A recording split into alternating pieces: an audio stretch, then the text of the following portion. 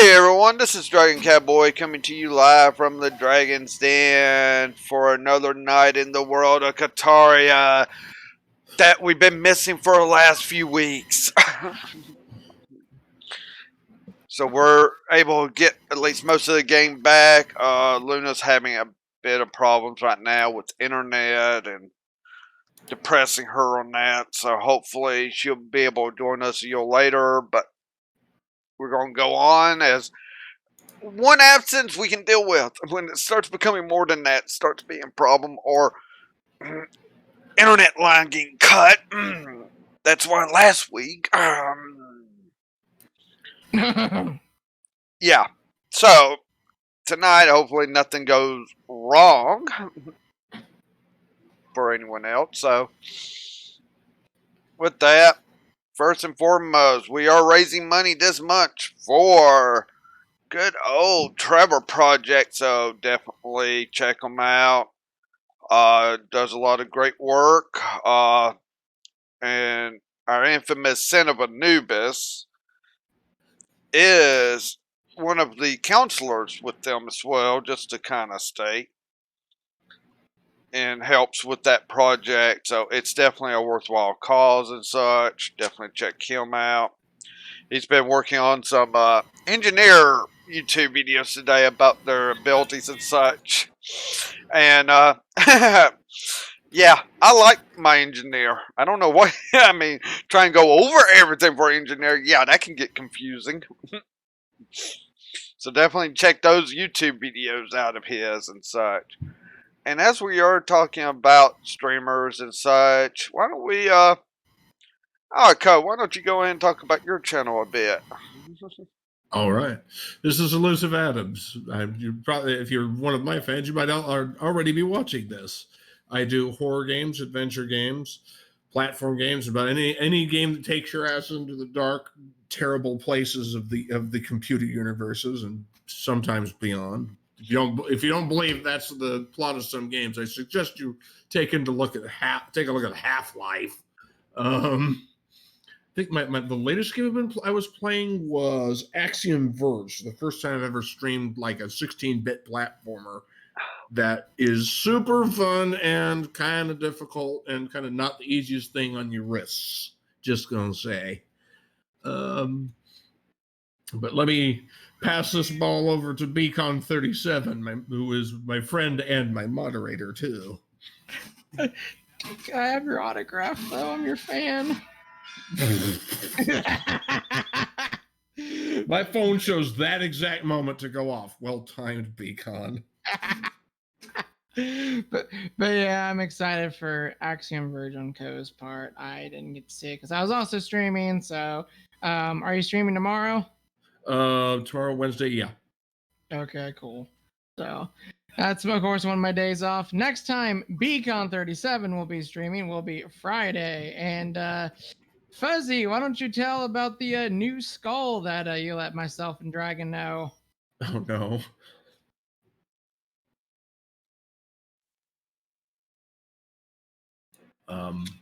Okay, with that silence, I'll basically just say it's Sorry, had my mic muted. Poor Fuzzy. So, for Skull the Hero Slayer, they had a recent update go live, and it added the prisoner skull, which, for those who don't know, is from a 2D Dark Souls type game called Dead Cells. Oh no. Poor Beacon. That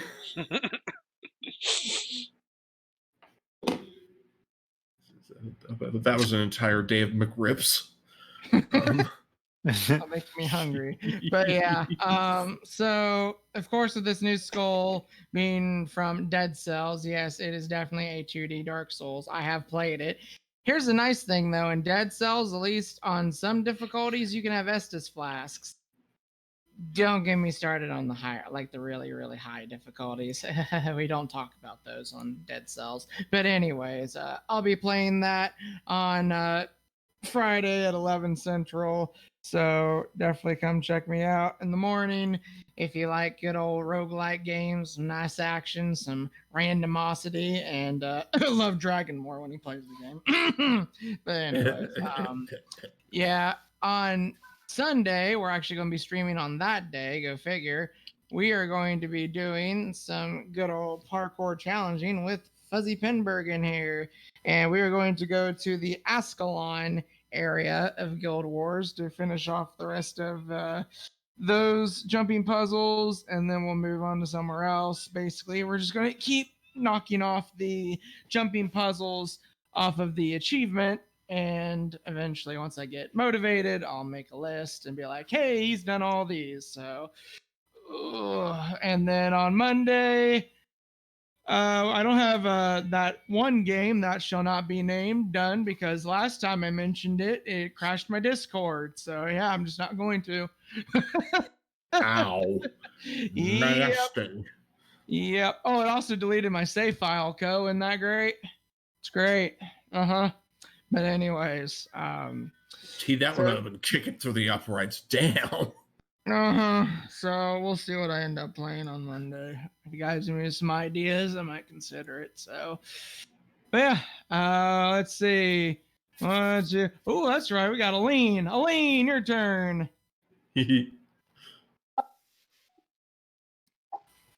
Hi, I'm Aline Re10 here on Twitch, Granther Aline on YouTube, where I've been posting some clips of games that I play. I play a variety of games, anything from racing to horror. I do plan on streaming sometime when I get the chance, and I will be streaming Beyond Two Souls.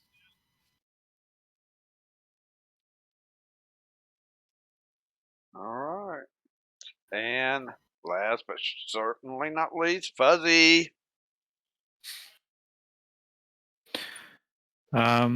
Hello, I am Penberg67 on Twitch. I am a gamer. I've evolved from a casual gamer. That's an understatement. Thank you, Co.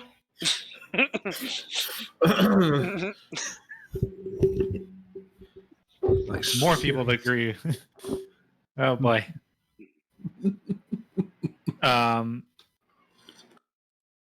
I play a wide variety of games,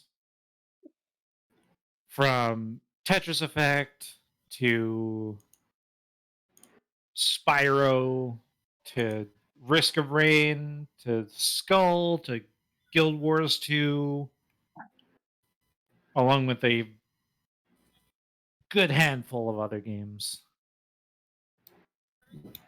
Sadly, at this current point in time, I am unable to stream due to some technical issues on my end.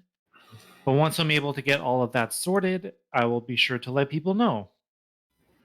Meanwhile, you can watch all the other amazing streamers here in the channel. Back over to you, Dragon. Thank you.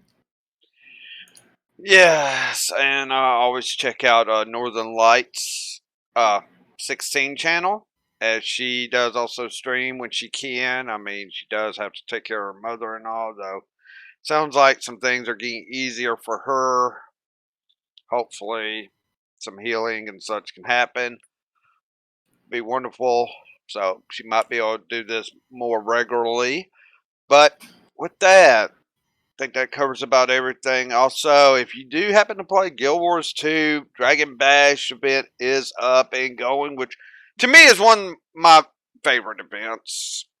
Just don't, it's not bashing me per se, it's just bashing pinatas and racing and fighting stuff in hologram form. So it's kind of a fun thing. Everyone should check it out some point. And with that, yeah, let's get into tonight's World of Kaataria. So who are we slapping around this week? Trials. We were doing the trial challenges. Yeah, that's the thing. So The last time we were with this group, that seems like ages ago. Kaizen has split the group. That's right. And basically, as the two groups were split, one group being Mukatil, Kaizen, Serena, Golgara. Kilgara, and Luna Cloud Chaser. And in the other group, it was Valgrosh, Nevmir, Freya, Cloud Chaser, Clara, and Tabula Rasa. And yet, one group's kind of lost one member for whatever reason through Shamrock Steel when they entered that trial, being Tabula, but yet Clara, it runs away escaping due to the fact she was going to be a detriment to them in that challenge, and maybe she'll return at some point, hopefully. So Three's been trying to handle those challenges, and others been handling another set of challenges. And they have gotten through their challenges quite well. In fact, each one of them has one more left to do. And why don't we just start with Valgrosh and Nevmir with Freya? As Sounds good to me. you all have been walking down this hallway from Bida, who had judged you all, and it was very teetering with Freya in the group with you, but you got through it. You finally start seeing the symbol for Dwayna over a doorway, knowing this is the last goddess's challenges you would have to face. Would you like to do a perception check to see what's inside, what's going on? Well, why not? I haven't touched dice or anything in like 2,000 or 3,000 years now. Seems that way, doesn't it, for you? Yeah. See if I remember how to do that right. Yep. I found my helmet. Congrats. That's always good. Yeah. That wasn't a botch, but it came about as close as you can get to it. Jeez. The room seems empty, which is I'll have a look Valgrosh is around. still trying to figure out where the hell Tabula Rasa went.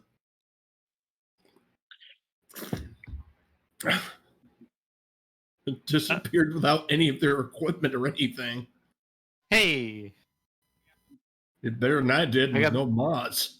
Damn. I got a 12, but I'm non-proficient. yeah. So you're both seeing just this. It's like a bright, empty room.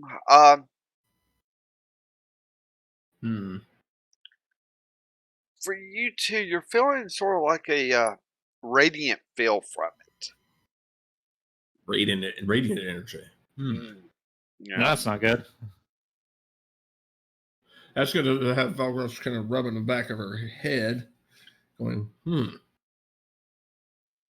Well, I mean, why do you say that's not good? I mean, radiant energy, it doesn't mean. Radiant energy is with paladins, yes. Yeah.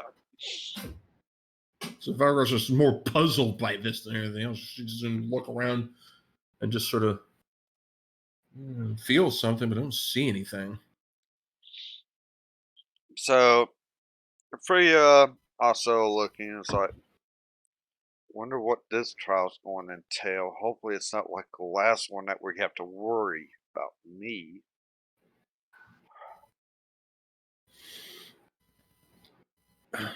So what does Valgrosh remember about this particular deity, if she recognizes that symbol at all?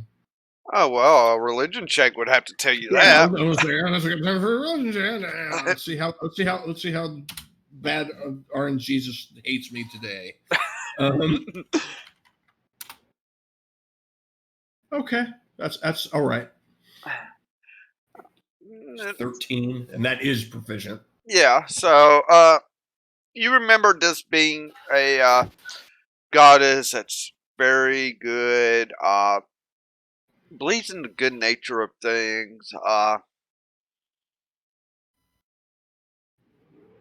She was one that was more of a healing style of goddess that would rather heal than Oh, harm. mercy and benevolence. That Mhm. sort of portfolio. Okay. Yes. Yeah, you hit it on the nail like that. Yes. So you're definitely like, okay. So as you're entering,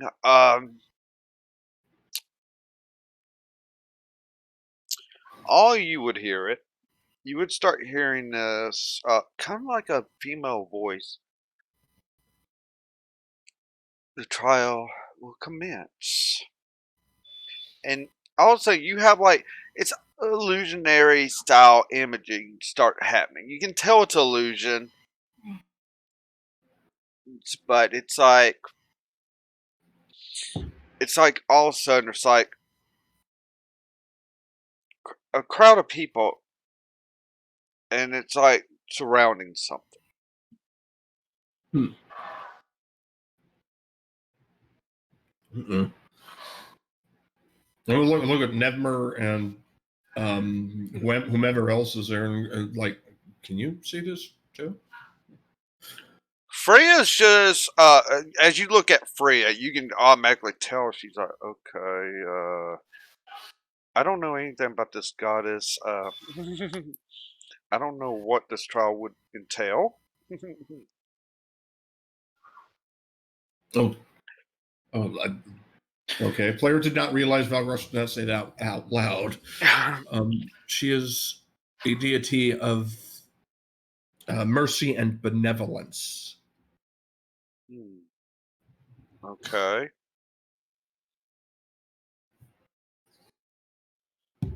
Hmm. So, of course, you're looking at kind of like the scene, and obviously you're to interact with it. Okay, I'll see if I can politely sort of sidle my way through the crowd. I'm not gonna Fezzik giant move everyone sort of shout or anything. I'm just gonna try to see if I can make my way in there without shoving as much as Yeah, so actually it kind of clears. It's like it's almost letting you get to the scene.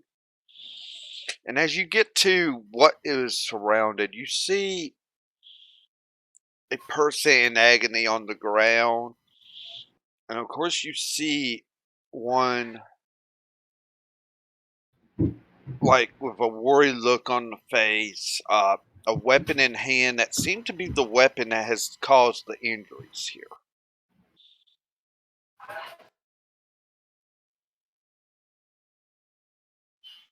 Hmm. So, injured person with sword. Does it look like they were in a duel or anything? Or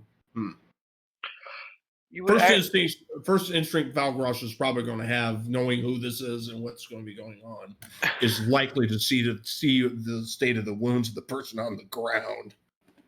well, make an investigation check to see if you can figure out exactly what's going on. Nevmir, are you moving up to look at this as well? Yes. Okay, you're welcome to do an investigation as well when you get up there. Because Valgros is like Valgros. The only thing you're fearing is okay. That person injured them. You're thinking lawfully of like they must be taken in and such, and but Poor the person, didn't do it better than me. yeah, Not by much. even though, But I'm proficient. yeah, you are proficient, so that's a If slim. that changes anything. That's a slim glimmer. God. So, Nemi, you move up. I mean, you see the person injured. You see the person with the weapon. As you investigate, you know the weapon's the thing that has caused the injuries and all. People's pointing like, oh, that person definitely hurt him. You're hearing all this too, but even though it's like low whisper, so you're able to speak with each other, and it's like they should be killed. They committed murder. They must be put to the sword. You hear some people saying that. You're hearing others like, no, they should have mercy. We don't know who actually did it. You're hearing all this commotion. So yes, person is injured. And the way they're injured, they didn't even see who their attacker was. Nemir. Balgrosh might not realize that, but you kind of realize this was an attack from behind. They don't even know what they might look like. How do you two wish to proceed? Freya's just kind of looking on, not sure how to help here.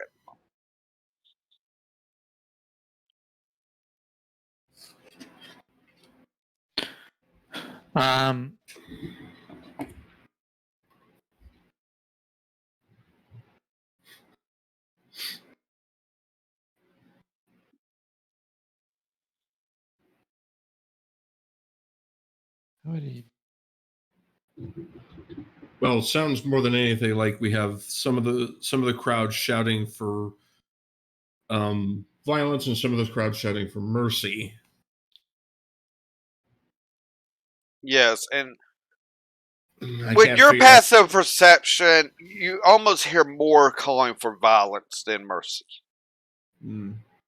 That's about what I'd expect. Yeah. But okay, depending on how Nemir wishes to share a little bit of this information, because he saw you more than you did. Oh gosh. Yeah. I'm gonna look at Nemir because Nemir was looking at what I was looking at. I was sitting there and I see a bowl of blood in a body and a whole bunch of angry people. So I don't know what Nemir's going to share. Nemir will look at Valgrosh and then point to the person that had the weapon and says, they didn't do it. Nods. Yeah. Well. How did you come? Right, wasn't it? All you know. You didn't. Sorry. Yeah, I mean. That's a leap. That was a leap of. All right, Phoenix Wright, what is your evidence? The worried face. And the fact that the person injured didn't see their attacker. Well, no, but he would say that he would gesture to the wounded person and say they didn't see who attacked. Okay. We have a sword and we have an injured person. Justice is not to be found on a gibbet. Okay. Priya's does see the person that's on the ground that's like injured. Should I try to heal at least the person that's injured? I mean, I'm able to do that quite easily if that's something that we should do here. I would say it would be something we need to do. It would help. Yeah. So she would step forward and do a cure wounds on the person to seal the wounds, help them. And they finally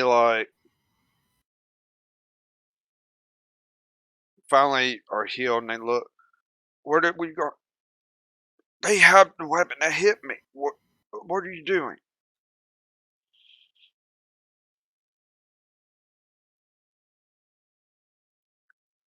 What roles would you like to do?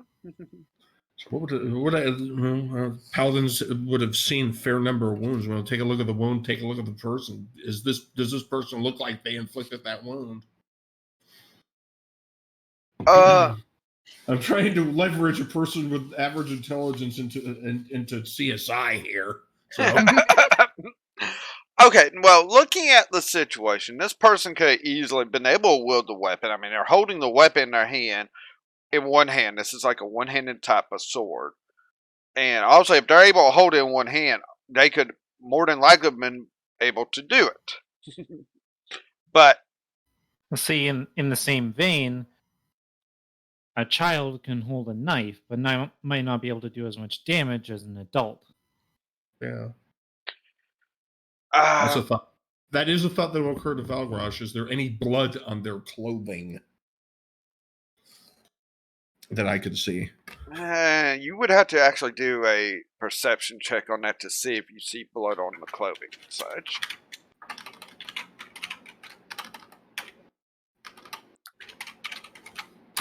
Blink.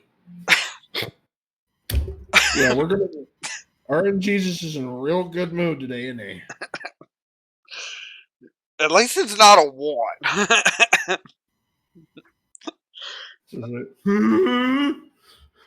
As far as you can tell, you don't see any blood, but it's kind of hard to tell because it's like this person has been in maybe mud or something, been working in a field or something like that. So it's hard to tell with that kind of perception.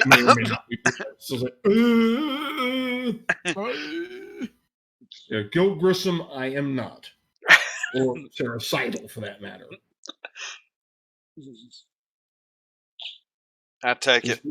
Those are people from CSI because I actually have never watched the show. CSI from Las Vegas. Yeah, I actually own 8 freaking seasons of it on Okay. DVD. All right. I think I've seen one episode of that dealt with a furry convention, I believe. Yep, there was a furry one that they kind of made a mess of.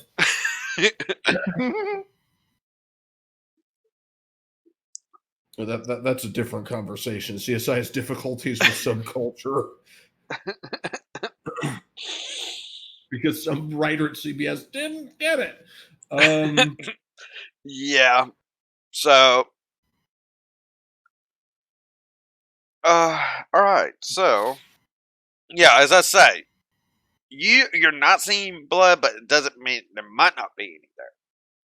So you can't tell there is, and they can't tell there isn't. Yeah. I mean, I wish you could roll higher. I mean, you are proficient with perception, I thought. I mean, set my helmet on backwards again. No. Looking at it through a mirror or something. Just looking at him like, I can't freaking tell. It's like they got flecks of something all over him, but I can't tell it's mud, and I can't tell it's blood. I'm not. I don't have ninhydrin, so I can't spray him with something and make it glow in the dark. So, Nemir, what would you like to do?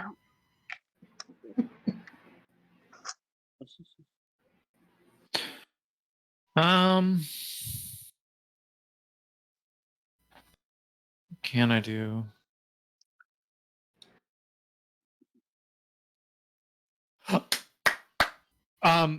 Valgrosh, you have said what spells you know, correct?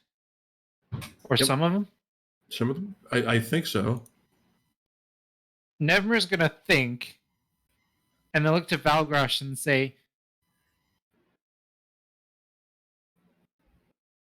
in Valgrosh's voice, "Zone of Truth." Oh.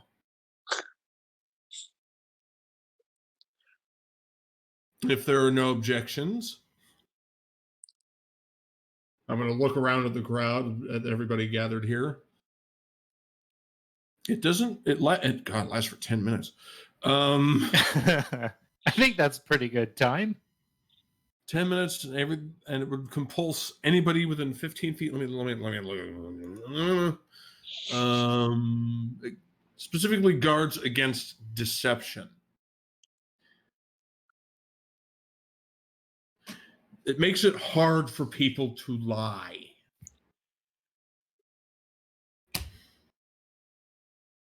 Yes, makes it hard for them to lie. Correct. Doesn't mean they can't lie. It's just doesn't mean they can't lie. It means it makes it more difficult. And with Valgrosh's charisma, what it is, means that it is a thing. I can attempt to possibly increase the veracity of any statements of anybody within 15 feet of me.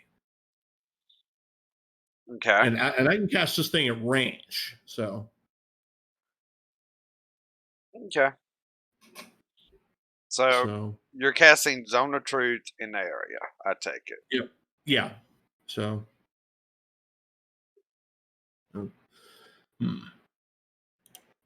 Blink. All right. So, It is. so you have cast Zone of Truth. What now? I mean, you still got some people, I mean, calling for vengeance. Others calling, I mean, fewer and fewer are like calling for mercy. And yet, here's this person holding the weapon that did it. Because there's blood on the weapon. But on the person themselves, you can't see any. Nevmer is going to ask, did you attack this person?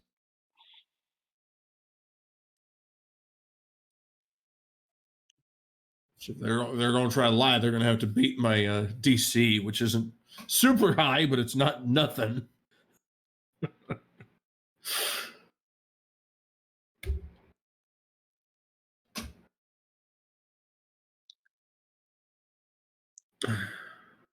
It was an accident.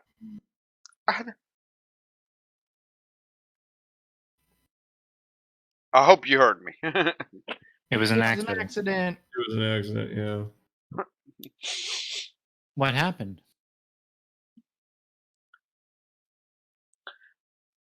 After that response, before you get to ask that question, it's like, see him, headset, vengeance.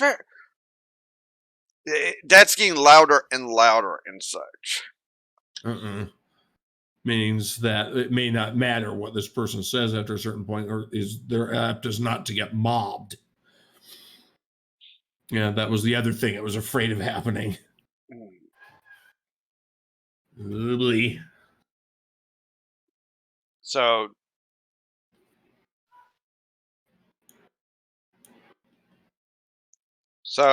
Namir had asked, what happened? I was just running because I found a sword out in the field. I was bringing it to, and he's just stumbling over words because he's just getting more and more feared here with what's going on. Okay, I'm going to draw close to this guy and go, if it comes to that, I will make sure that justice is done.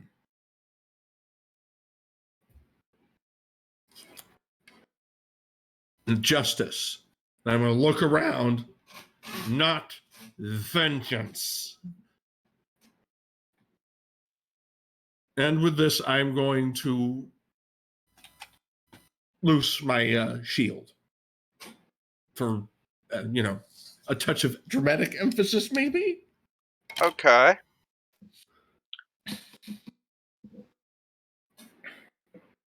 So this could get really ugly. It seems to quiet just a bit about the vengeance when you said justice.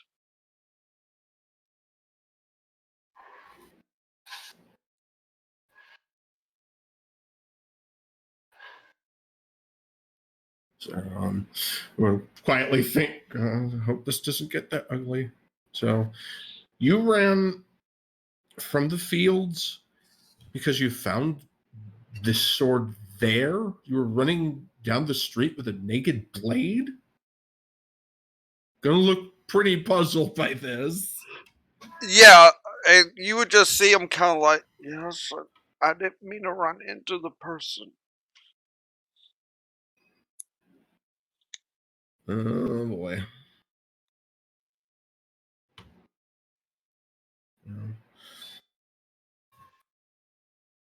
This town has a magistrate. This is, yeah. Sounds a foolish mistake more than anything else. Are you saying this out loud? Or? Oh yeah, that's definitely out loud. So this looks and sounds to me like a foolish mistake. from one untrained in the use of arms. Okay. Don't Since this guy isn't in armor or anything, I'm presuming he's not Nevmer would hold up his hand, his finger, and say, "Don't run with scissors or swords."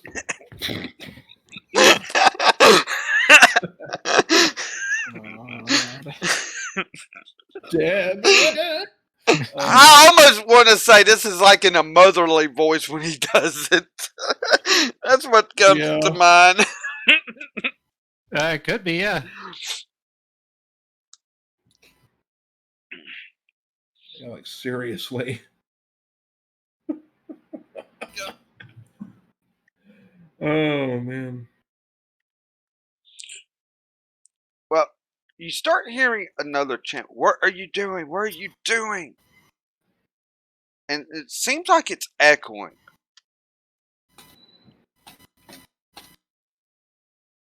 Eep. That's worrying. Echoing probably because of the room. That's a good possibility that it's echoing because of the room. Because this place is made of stone. True enough. Comes to mind. Okay, I'm hearing delayed transmission from Dragon through Beacon's mic and getting very confused. It's fine. So I'm just looking around. Is this from the crowd or is this just echoing down the hallways?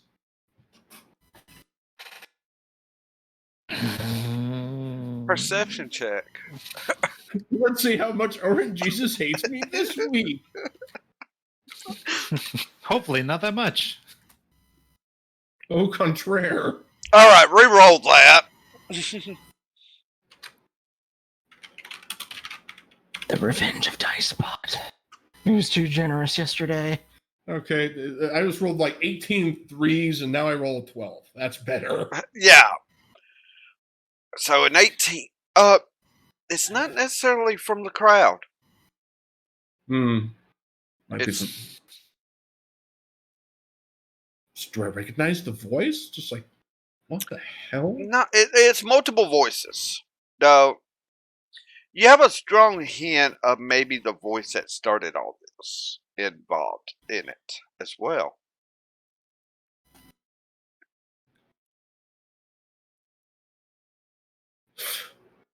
I mean, is Markiplier playing the Bennett Foddy game around the corner or something? And yelling, "What are you doing?" That's immediately what made me think of. Whoa! What about Markiplier? What? What are you doing? What are you doing? What are you doing? What are you doing? Me?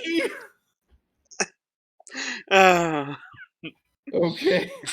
So it's not coming from the crowd. It sounds like it's echoing around the area we're in, but because of the illusion, I'm gonna say the crowd rather than the room. So I'm just like, okay. I'm gonna look at Nemner and everybody else in my group and go, get the John Travolta looking around, utterly confused. What?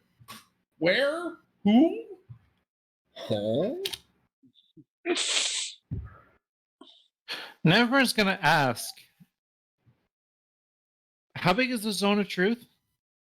15 feet. And he kind of centered it right around your group and the person. How big is the room? You're looking at about 100 by 100. Damn it. So Damn it, my idea's out the window. So we're in a hall. Okay.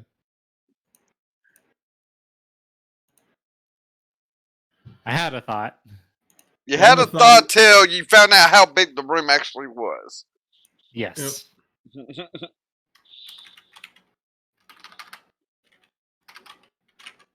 Okay. Freya would kind of say, are we to declare something about the person? Is that what it is? This person, This person does not appear to be a murderer. This person appears to be a fool who probably shouldn't run with sharp things, scissors or sword. But this does not call for vengeance. This is a mistake. Looks around. Anything? Bacon? So, Or did I drop another stone into the mud? so what do you declare? This time it's more of the female voice. So what do you declare here? Mercy. Mercy. Not guilty. Not guilty? Luckily, Valgros talks before Nelmir here. And the illusion just starts fading away around you. Okay. And you see a double door set just start opening up to go forward. I will give thanks to the deity by name. I go, that was not easy. that was a most worthy test. Holy cow. So I knew it was going to be something, they were going to test something that was going to not be an immediately clear situation, except I couldn't get my perception rolls out of the bucket. Okay. So, with the doors opening, you're definitely give thanks to the deity and move on. Yep. Good job, team. Yeah, so with that, transition time to Mukatil, Kaizen, Luna, Kilgara, and Serena.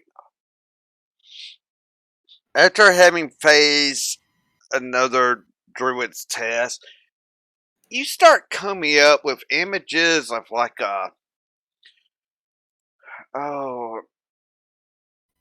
white jawless skull with like a purple sunburst. You start seeing this image as you're walking into this room.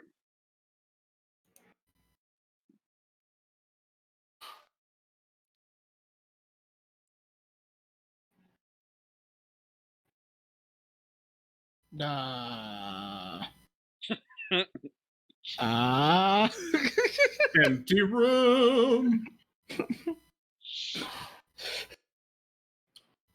It looks like Kaiser. Tell you what, you like running ahead so much. Go for it. Go. Kaiser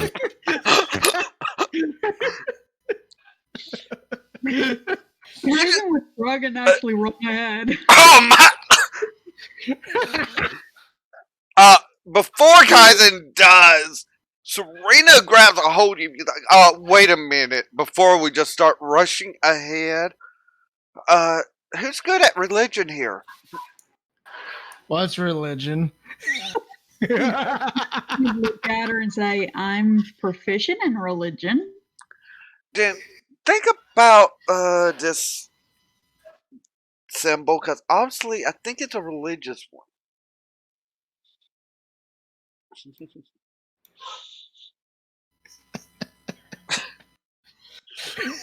And she's giving a dirty look to Mukatil for like, don't ever suggest something like that. Shrug at her, implying it's like, well, she's good at it.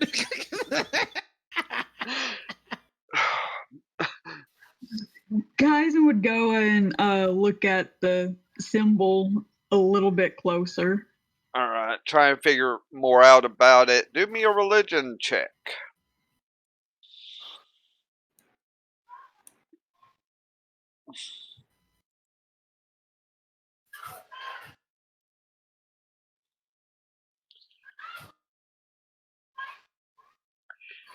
You know this is a symbol. Okay, you do know the symbol. You know it belongs to a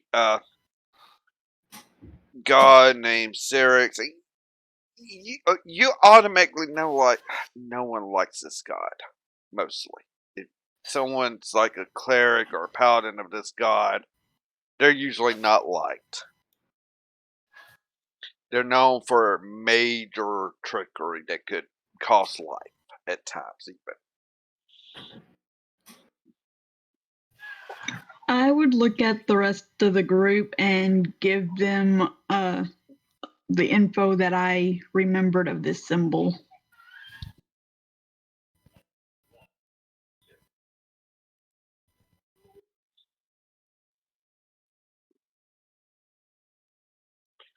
You have this kind of like sort of a halfway blank look on Kilgara's face. I was like, he's like, okay, what? I mean, considering his limitations, uh, not sure how Luna would exactly act other than, I wish we can get out of this place. I'm tired of all this god stuff.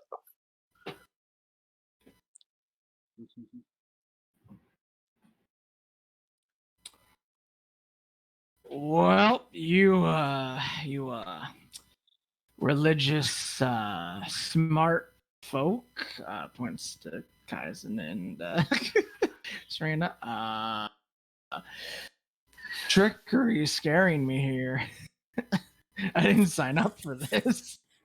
I signed up to kill things, not be fooled. Serena's like, well, we would have a few others and maybe be on a different route if it wasn't for someone. Just kind of poking a bit of fun at the person that caused this. Oh, I know. She's doing a workout session later. Okie dokie.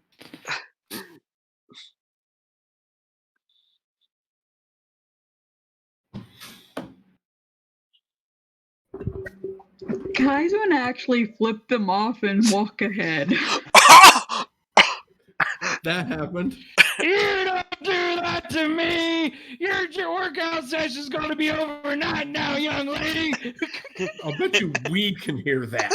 It's like, oh, Okay, roll a perception, Okay. Valgrosh. That move you get into. Yep. 21. It's like, oh God. Somebody woke Mochatel up again. No, I didn't hear it. Yeah, because okay, for Valgrosh, you hear this, but it's almost like barely a whisper. It's like, okay, well, So what the hell? Oh, we God, must be getting close to them finally. Well, that's good. I hope. Last perception check that isn't in the toilet. Yay! So we're gonna roll a 2 next. But going back, so as you walk in, Kaizen, all of a sudden you start seeing things kind of light up in there. You're seeing different sort of like items and such. I need you to make a perception check to get a better idea about the whole thing. And anyone else that wishes to roll a perception on this. I like perception. And who wants to roll for Luna just for a perception? Sure. What's your perception? Where is it? Her perception is a +2, non-proficient. Okay. That roll was meant for me. So, yeah, she definitely doesn't see anything. Kaizen just literally, she's not seeing anything here either. Mukatu, on the other hand, Holy crap. You triggered me. I see things. you start looking at all these different, and it's like items that can be used as keys, maybe, and that you look at where the door is that you would go through to maybe finally get through this madhouse. And you see like 6 things that could take any item into it to like open the door. There's keys, items, open the door. It's a puzzle. My brain hurts. Help. Poor Murgatil. So I take it Mukatil's pointing this out. Yes.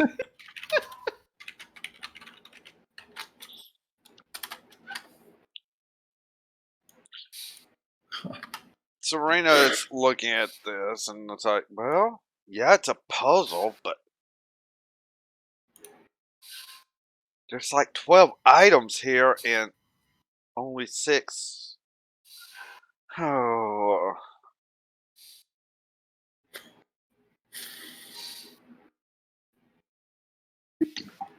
I'm going to look at the designs in the door.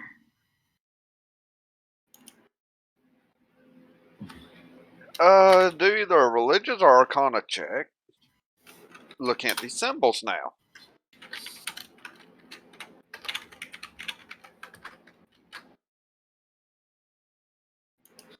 Okay. As you are looking closer at, and this is like a double door, as you're looking at the different symboling and such into the door itself, you're starting to notice that there's lines and such with this. And like images that don't represent any of the items here. But on those images you have actually animal symbols. On the left hand side, starting from the top, a owl, bear, and a tiger or cat. It's like a cat image, but it's like a ferocious. We're saying tiger as it doesn't have like a lion mane or anything.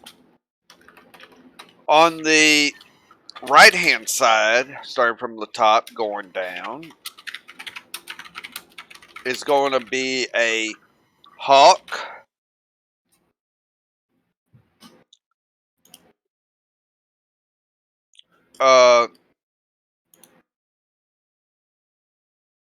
rhino, and a wolf.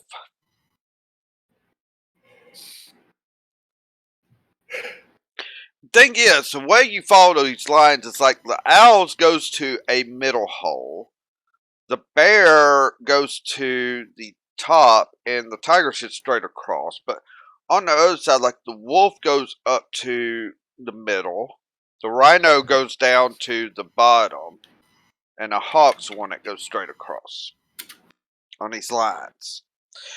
And you're figuring whatever item is supposed to represent the animal. But remembering what god you're dealing with, you're not sure if that's accurate. I would let the rest of the group know and point out what I had also found.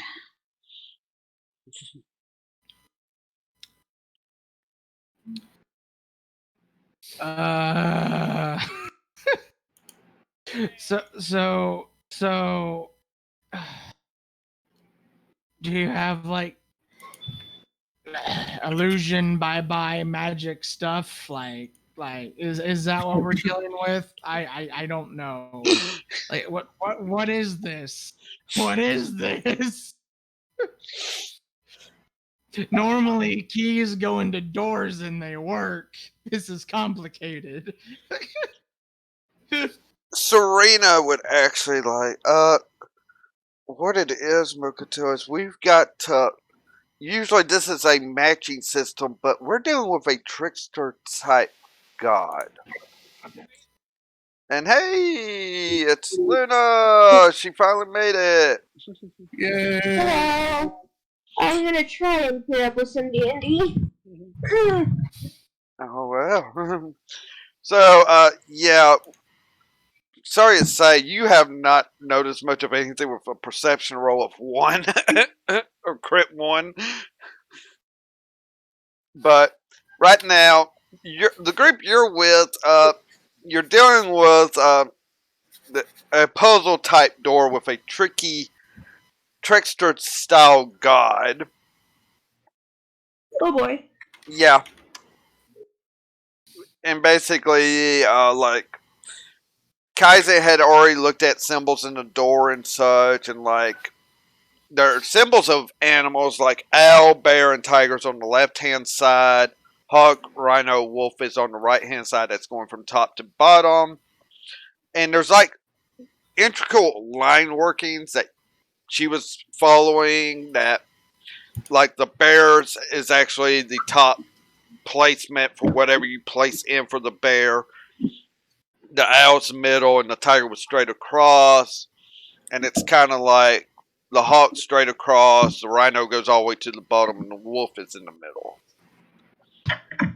Okay. And from what this is, by Arcana standards, you're supposed to get something that represents each animal to put into it, but Serena just reminded the group now, we're dealing with a god that's a trickster.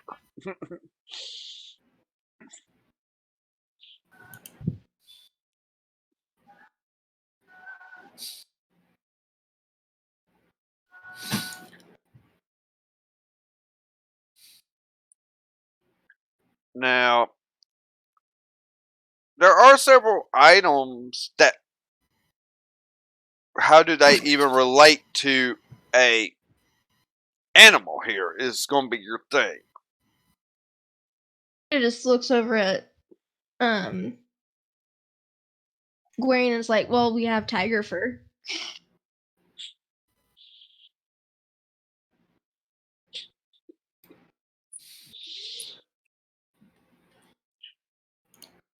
We might be giving you a dirty look on that one. Luna says, I wouldn't hurt you. I just take my knife and just cut a little sliver of your fur off. She's just starting to tease him. You need you need a haircut anyways. No, scraggly.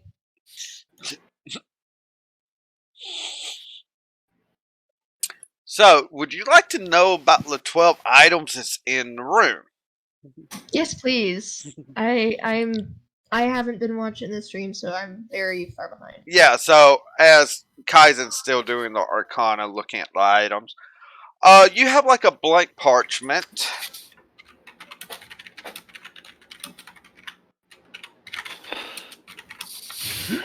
Kind of like a blindfold type of cloth.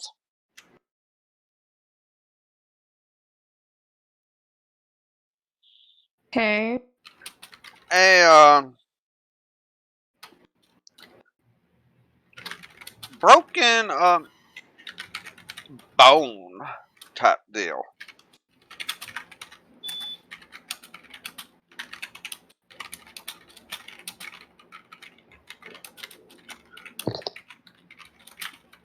Just so So there's like a broken bone.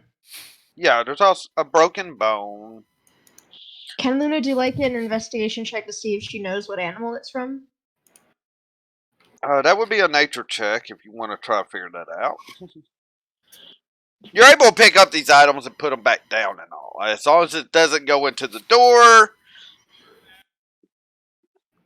Okay, so I need to remember how to do this. So it's Exclamation C. nature. That's a 23. Does she know what kind of bone it is? It's actually a human's. Ooh.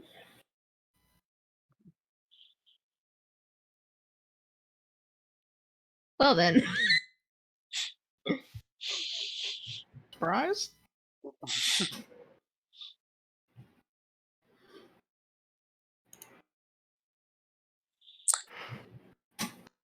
Yeah, and then there's like a picture of a person. It's kind of like a blurred humanoid, but it's like no nose on the person.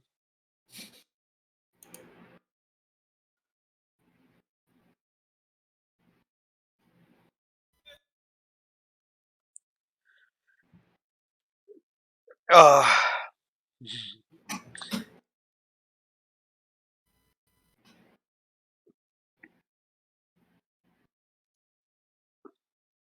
a there's like another picture of like of someone like has fallen on their butt, that sort of thing.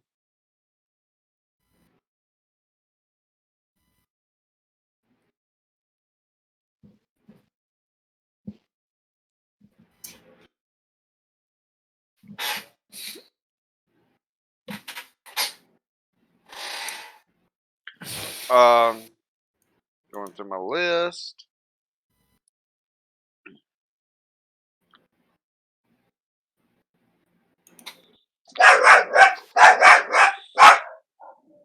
Dog aggro. Yeah. Who booped his snoot too hard?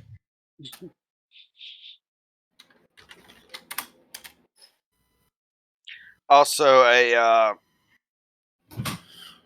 broken fishing line.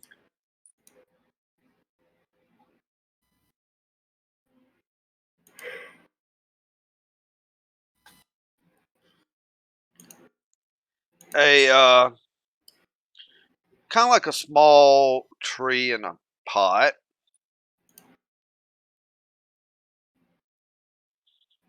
A picture of a mouse.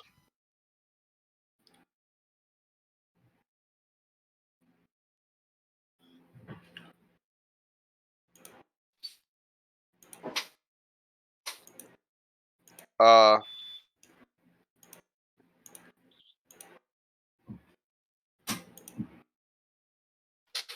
a feather that does not belong to an owl or a hawk. That is already obvious. As to type of feather with that kind of roll, I already state that it's like a feather from a. The feather's about as big as your arm, and it's like from a rock.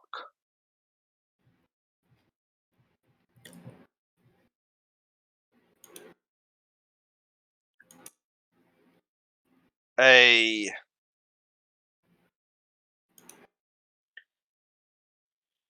like horn that you would blow into. As to what animal that is from, it's too hard to tell as it has been carved and everything else.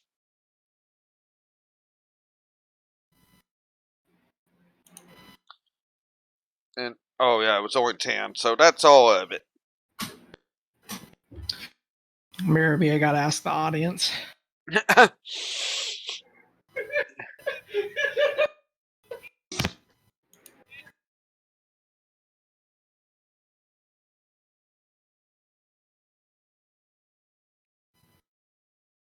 Alright, so for Kaizen and Luna, what's your thoughts?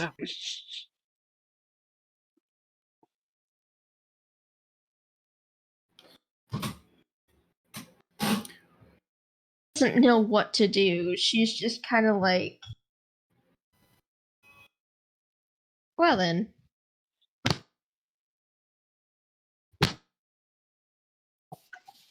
Kaizen would just be thinking on what goes where. Yeah? That's your puzzle, isn't it? Well, if it's a trickster, would we want to put things that are opposite?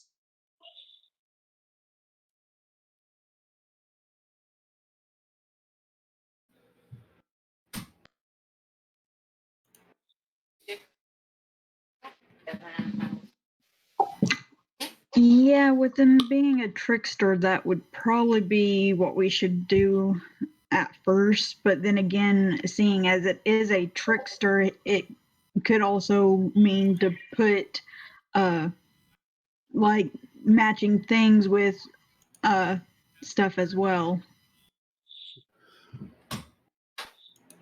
It's true.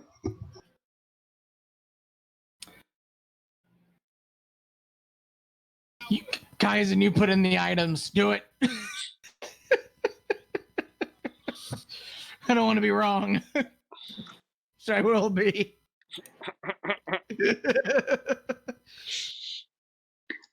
Well, we have to figure out which items to go where first. Ah. Yeah. And Kilgar is definitely no help here. I just look at him. Ah. My head hurts. Hopefully they can figure this out.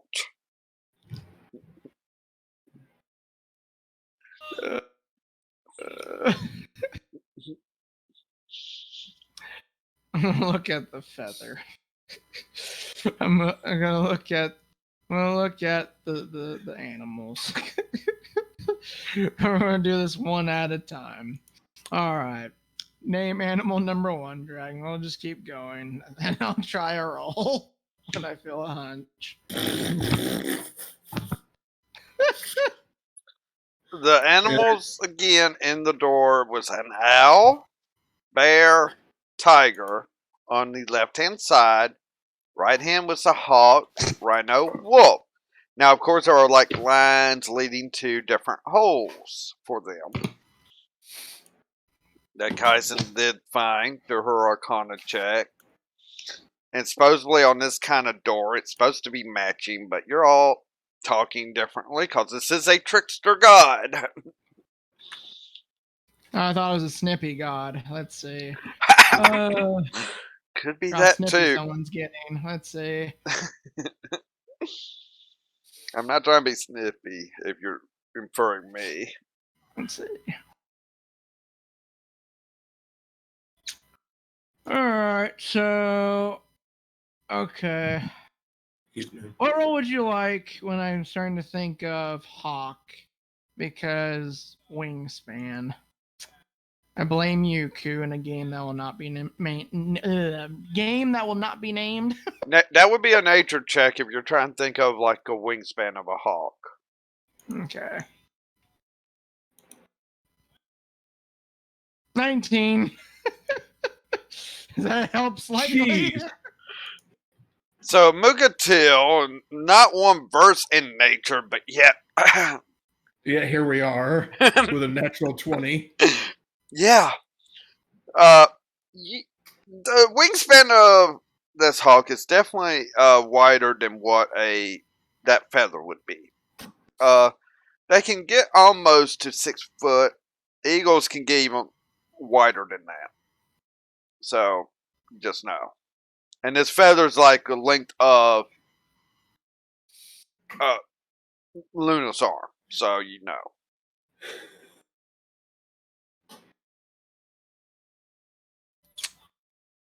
Okay. So, as long as Luna's arm right there, these feathers can get really big on a hawk. Try it there. Kaizen, your Now, test thing. now, let me state that this feather was from a rock, which is a known to get to be into the monstrous sizes at times. Unless you have a better theory, because I'm just trying to think of something here. That's my theory. I'm trying to do stuff before I get headache. Like headache to where I don't function headache. So are you? Are you wanting to put the feather into the hole for the hawk? Is that what I'm hearing? Make Kaizen do it? Yep. Does Kaizen want to do this? I'm going to ask her. Sure. Kaizen will go ahead and do that.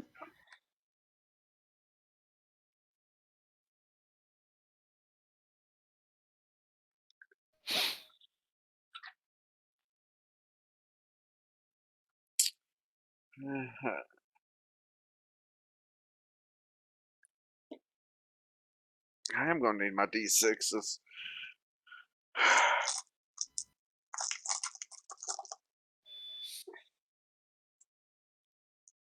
Luckily, this is the first one.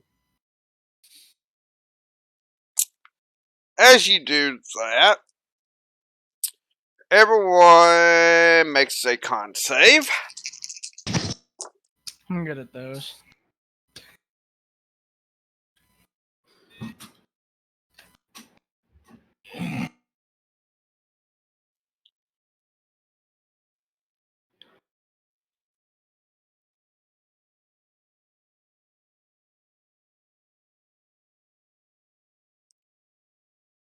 Okay, Luna, con save.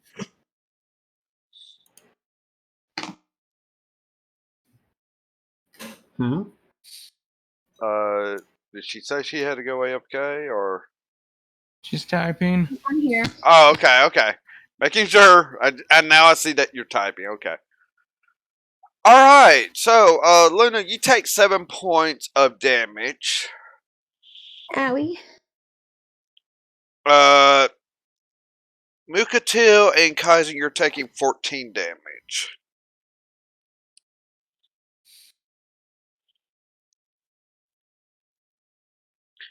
As what happened was this gaseous spray just fills the room quickly but dissipates after a bit.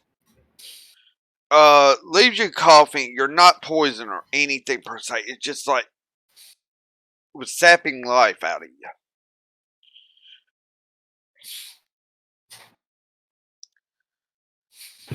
As Serena's like, I think we better use our head. You're better than that. I don't know if it gets worse as we go on.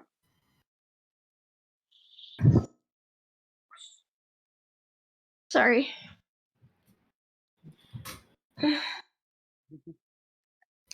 This is why I don't do very many rolls and stuff with him.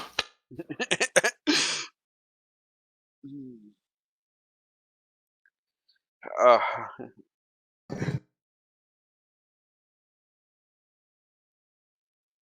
so, what are y'all thinking?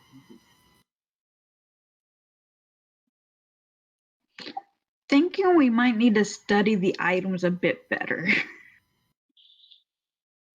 Thank you, Sherlock. How are you wishing to study the items? I mean, what's left now? Because the feather does not return.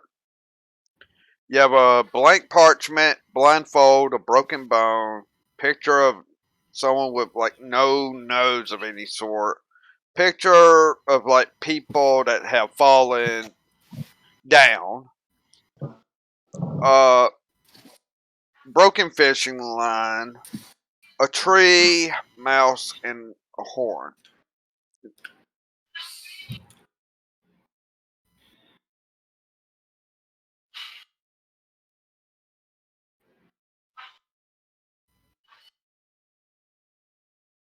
And when I say like a mouse, this is like a stuffed mouse per se, taxidermy styled.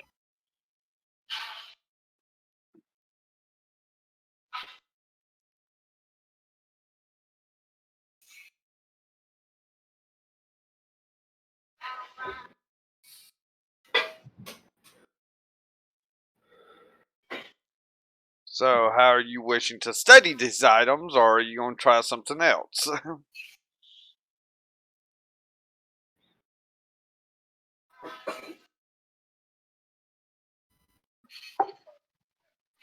I would go over to the blank parchment to see if it may be like a message type parchment used by some certain people with certain animals. Roll an investigation on it.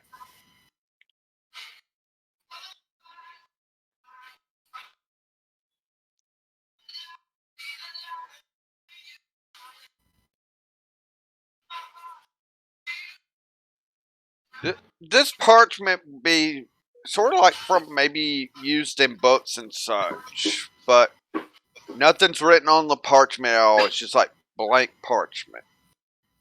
It doesn't really come from an animal.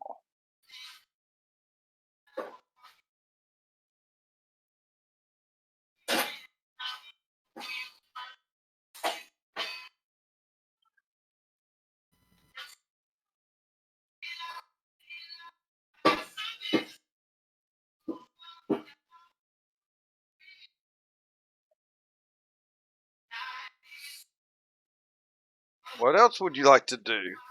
Dang, it's nice to see crit 20s for a change, though. Yeah, you're telling me.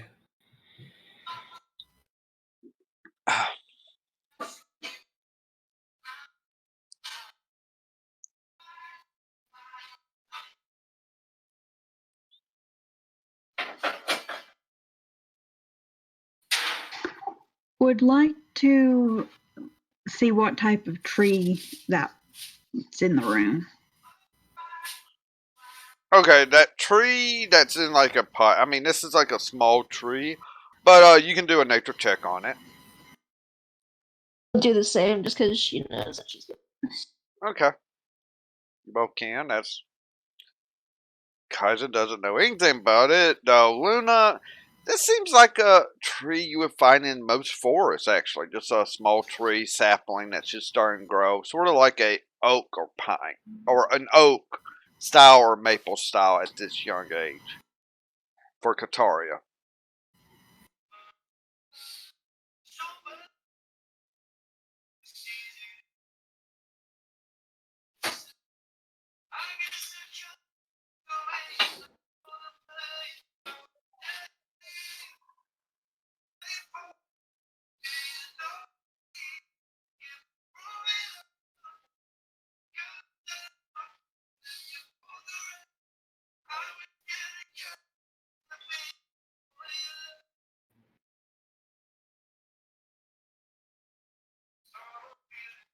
Kaizen would then go over to the bone to see if there may be any markings on it or anything.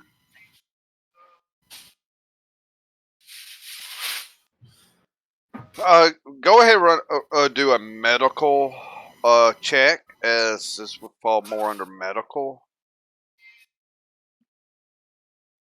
And I don't remember if you're proficient or not in that one.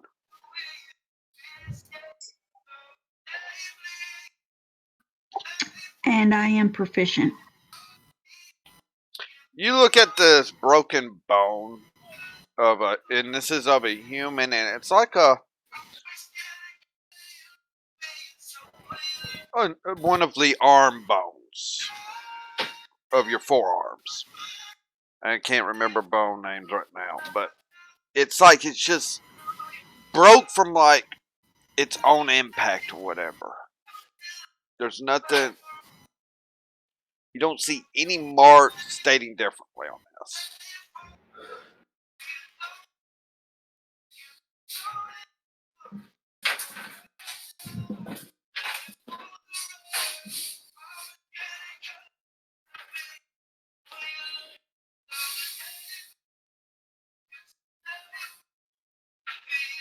Burp. Did I miss something?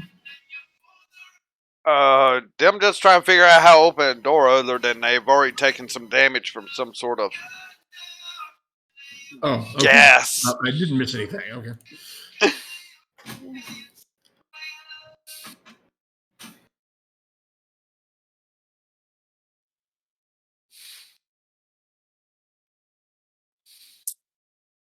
I know this is a puzzle. Just need to hear a conversation or something. Just What was that? Luna's just thinking because she really just doesn't know. She's worried that there'll be consequences for doing something else wrong.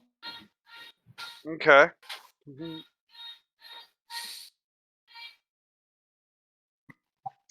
Kaizen would Although look at the horn. All right. What was that, Aline? Kaizen would look closer at the horn. This is like a ancient animal horn that had been carved out and all to be used as like a war horn and such. Investigation is going to be the closest thing to roll on that. If you try to get more detail.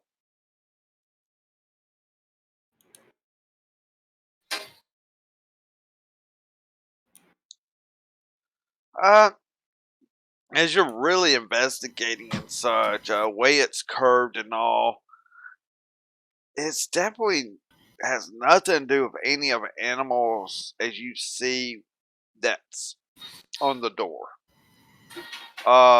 Very meticulously made, a very good horn and such. Just who knows the connection, if there is one.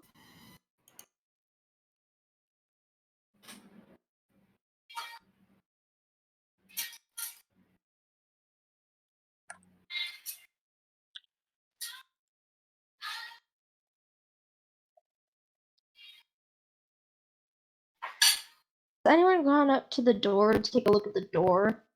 Kaizen did. And that's why you know Okay. about the animals and all, because she really did it. And usually this kind of door, and so she explained that it's usually a matching item to them, but you're dealing with a trickster god that could be maybe playing a game on y'all.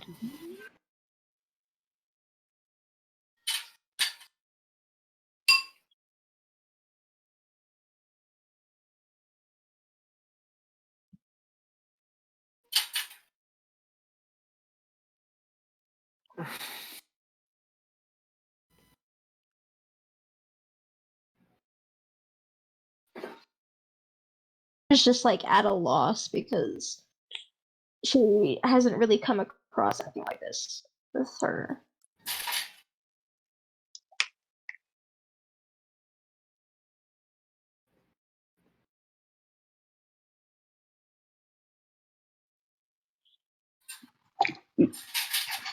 Kaizen's probably going to be making a huge mistake, but she's going to take the tree to the tiger.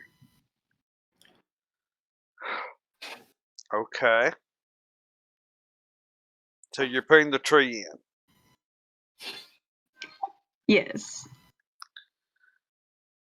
Okay. Start backing away. Not everyone gets to make the nice roll again of a con. Nope.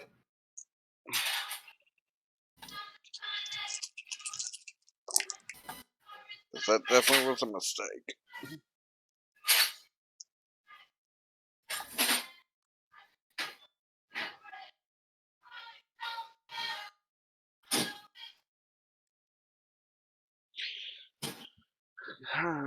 So many low rolls. Okay, alright. So I need Kaizen to roll. Okay.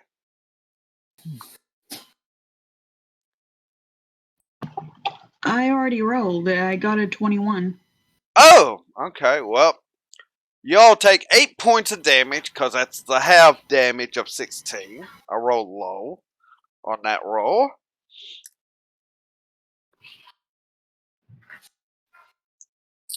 So, yeah.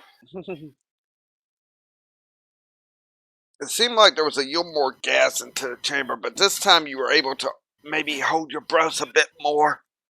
Though you're still coughing and some still gets in your system and all. Just sucking life out of you.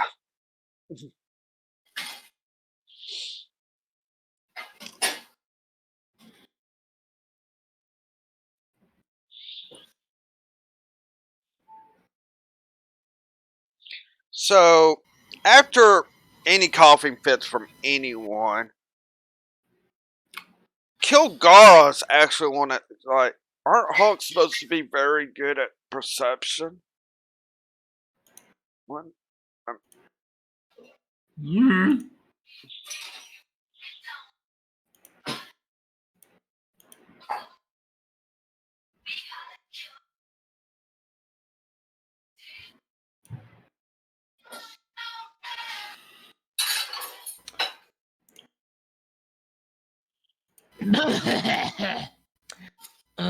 Hey?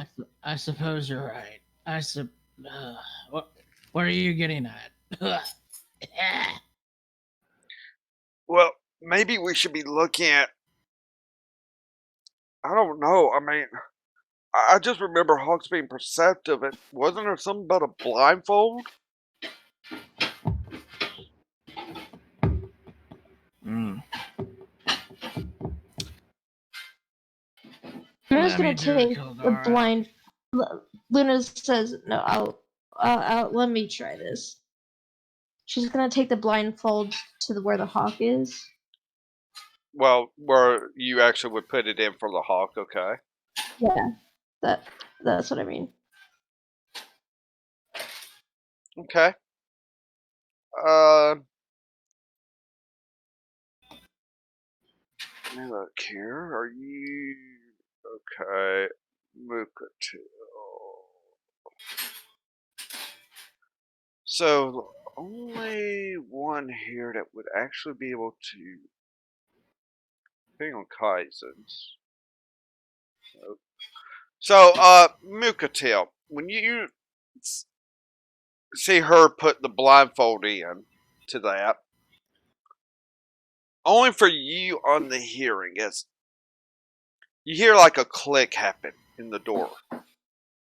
No gas comes out. Everyone at least notices, hey, at least no gas this time.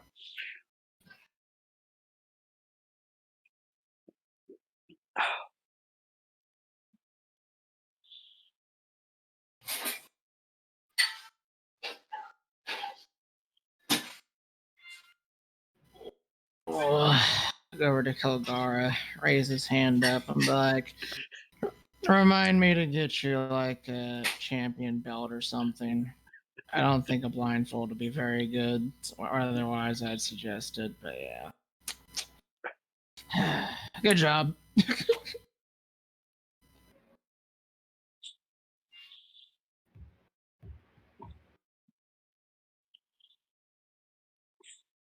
Bear would probably be strength, so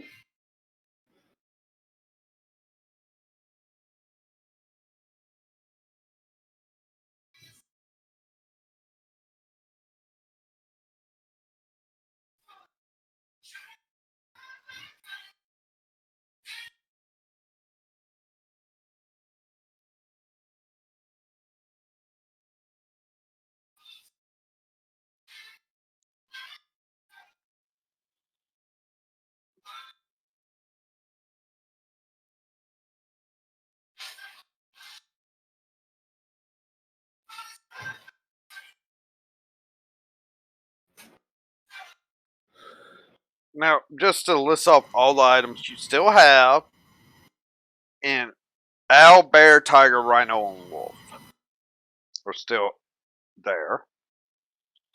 You have blank parchment, a broken human bone,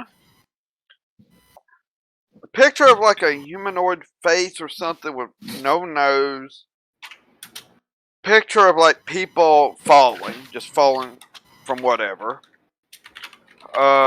broken fishing line, a mouse, and a horn.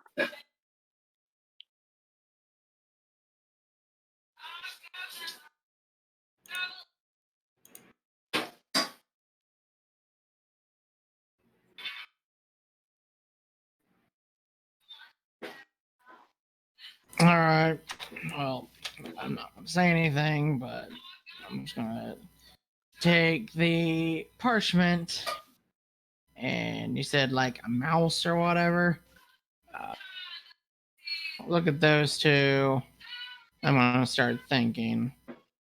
Now I want to see if the other two are starting to think about what I'm trying to think of.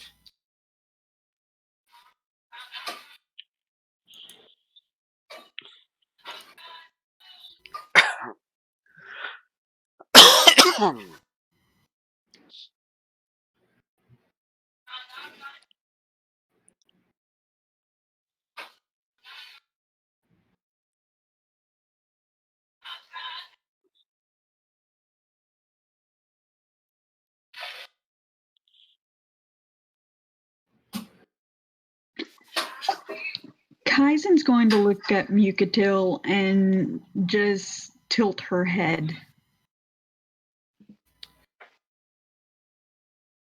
Okay. So I want you guys to think before you just do something that I'm thinking of. Because I don't do this stuff. I'm not made for this kind of crap. I kill things. I don't care about puzzles most of the time. Anyway, so we have this owl here. Well, it's not hard to say that an owl could kill mice, barn owl, whatever. But there's also the fact of owls are known to be intelligent creatures. So, what do you think? Serena kind of looks at you. Due to the fact that we dealt with perception with the hawk, I would lean more towards maybe what these animals could represent more, or such. Maybe we don't need to be looking at things that could be more of nature sense. That's my only thought process here.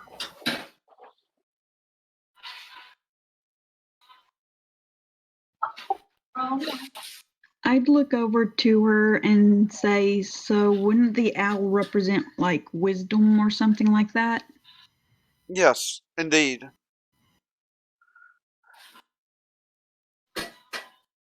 So what's the opposite of wisdom? What item here would be like the opposite of wisdom? Since the hawk was perception, and the opposite of perception was the blindfold, which takes away perception or hinders it. With blank paper, a blank piece of parchment, nothing written on it. Does that not represent like emptiness? No wisdom? I mean,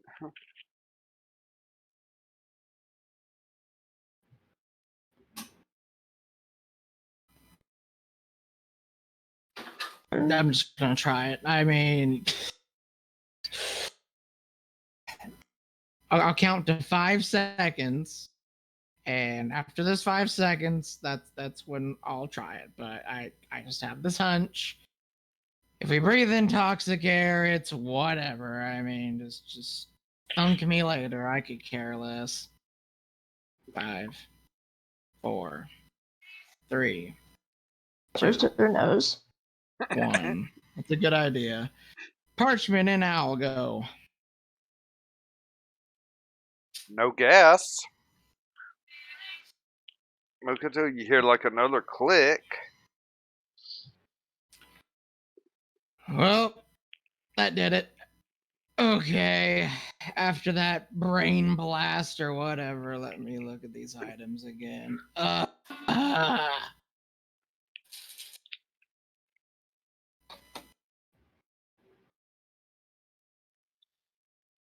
If you need me to repeat, I will. Yes, you're basically Mukatil's conscience. I'm basically taking it very slowly. If I was taking it how me, I would be more like German or Bastille, which I wouldn't have to have it repeated 1,000 times. Okay. Well, you still have the bear and tiger, rhino and wolf on the door. You still have a on the items that's left, and you could tell there were a lot more items, and yet you have a broken human bone, a picture of like a humanoid, hard to tell what kind of humanoid, that has no nose on it. Picture of people just falling, not landing on their feet or anything, but falling like on their butt, backs, face first, that sort of thing. Broken And on fishing their line. feet.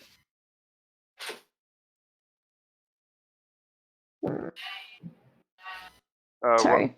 Go ahead. I mean, what were you saying? I mean, Cats land on their feet, so putting a picture of people of something that's just failing to land on their feet would kind of be, I think, good for the tiger, since tigers, I don't know.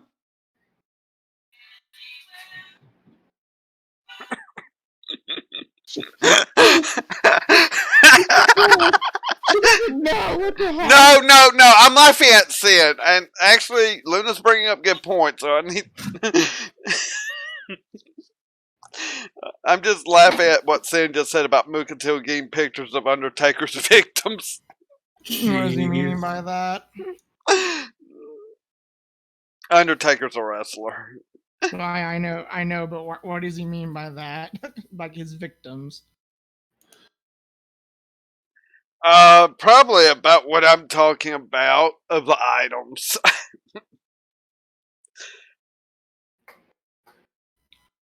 Sometimes it's hard to understand Sin's sense of humor, but it just kind of hit me. But so Luna's proposed something here.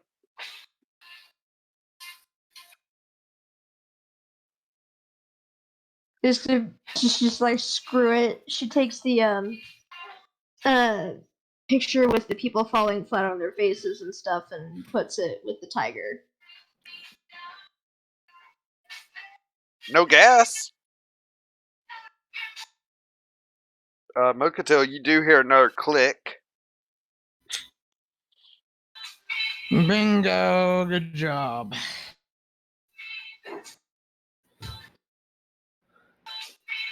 And then wolves have a lot of stamina, so they run a lot.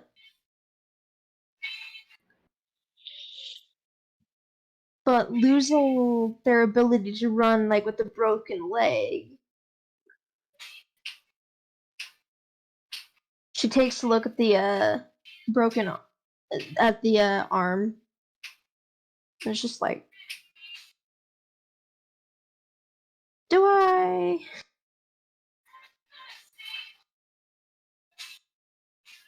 Serena actually I know they have a lot of stamina, but you have other animals here that's probably even more considered hardier and such.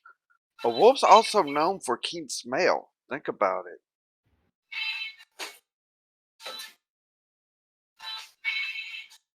So the skull with no nose might be better for the wolf, while the broken bone might be better for the rhino.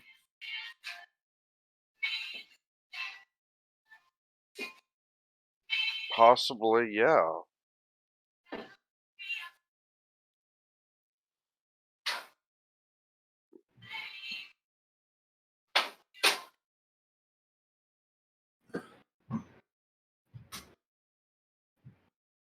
Luna is willing to take the risk and see if the skull with no nose works with the wolf.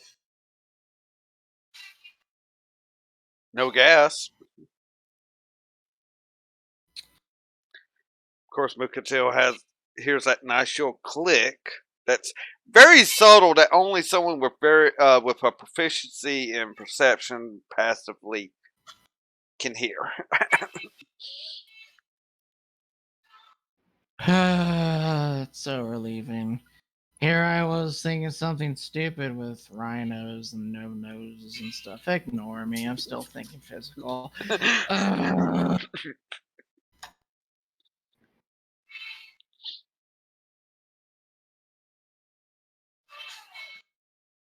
So you got bear and rhino.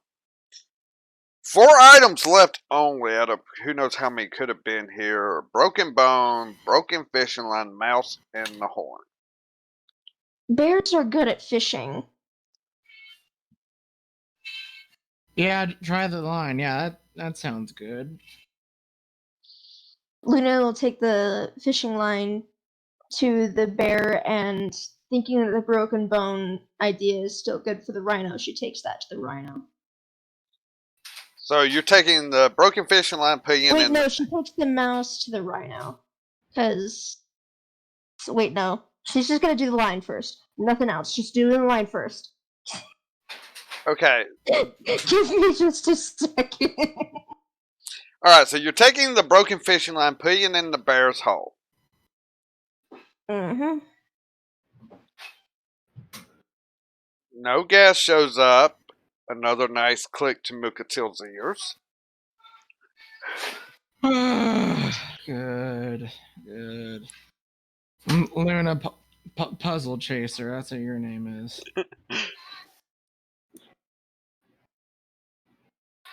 Luna's gonna continue to think. So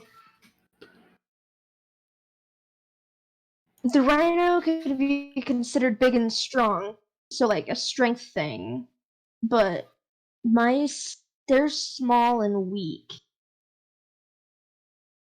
Not to mention a rhino is considerably bigger than a mouse, so. But at the same time, a broken bone could hinder a rhino. So she's just kind of half and half.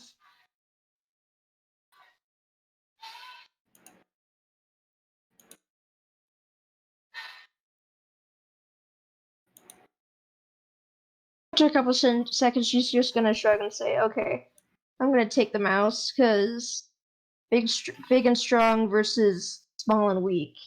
So you're putting the mouse in the rhino's hole. Yes, she's like, "Here goes nothing." Con saves. Damn it!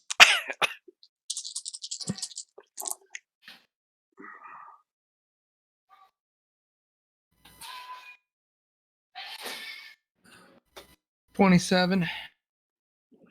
20. Oh my god.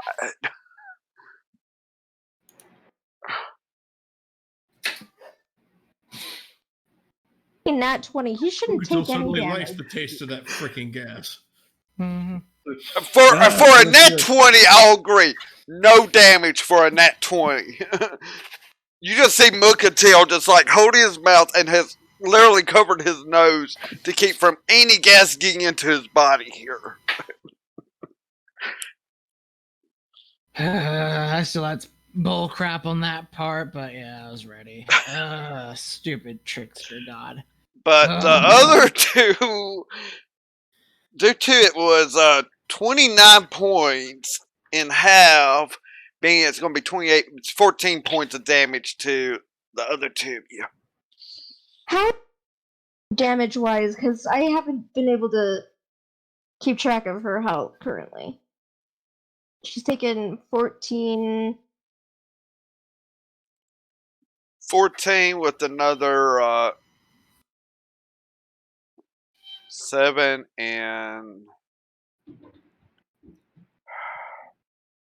I know you taken 21 points of damage. I know you took a little more right before that. I think that was 12. So where is Luna's health at? Is she really hurting? I've got your sheet up. You're at 55 of 88 right now. We're going to just say Okay. that. So she's not quite at half, but she's hurting. Yeah. Yeah, trickster god.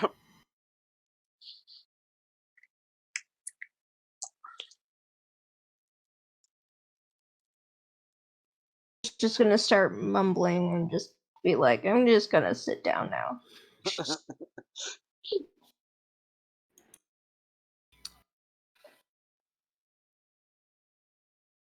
Okay, so is the rhino still up now for Mukatil, or The rhino hole is still open. Yeah, I mean, okay?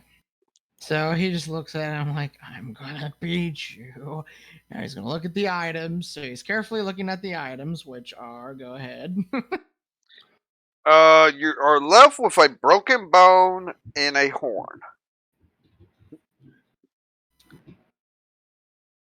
He's gonna take both of them. I'm gonna look at the hole. I'm like, guess what? We're gonna beat you, even if you're gonna try to kill us. We're gonna beat you. You're a stampeding animal, and usually nothing ever stops you. So the hypothesis, oh my god, big word. The hypothesis is the fact of, well, if you had a broken bone, you really couldn't be a rhino, a force to be reckoned with, like a minotaur. So don't screw with me, because if I had a broken bone, I certainly couldn't charge. So here we go. Pushes on in. The broken bone. Yep. Gonna brace herself. Click. GG. Door starts opening.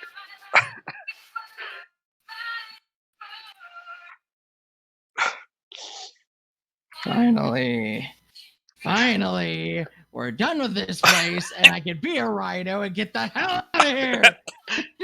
And I just march on forward. Yeah. Luna's gonna follow behind, just like, okay, it's just dumb now. She feels really stupid for putting the mouse there. She was like so confident, and then it just kind of blew up in her face, and she's like, yeah, no. Serena just kind of like, pats you on the shoulder. It's like, that was a good idea. I mean, this is a trickster. God, obviously. God. And Luna's just like, well, you could have also gone with the stereotype of how elephants are afraid of mice.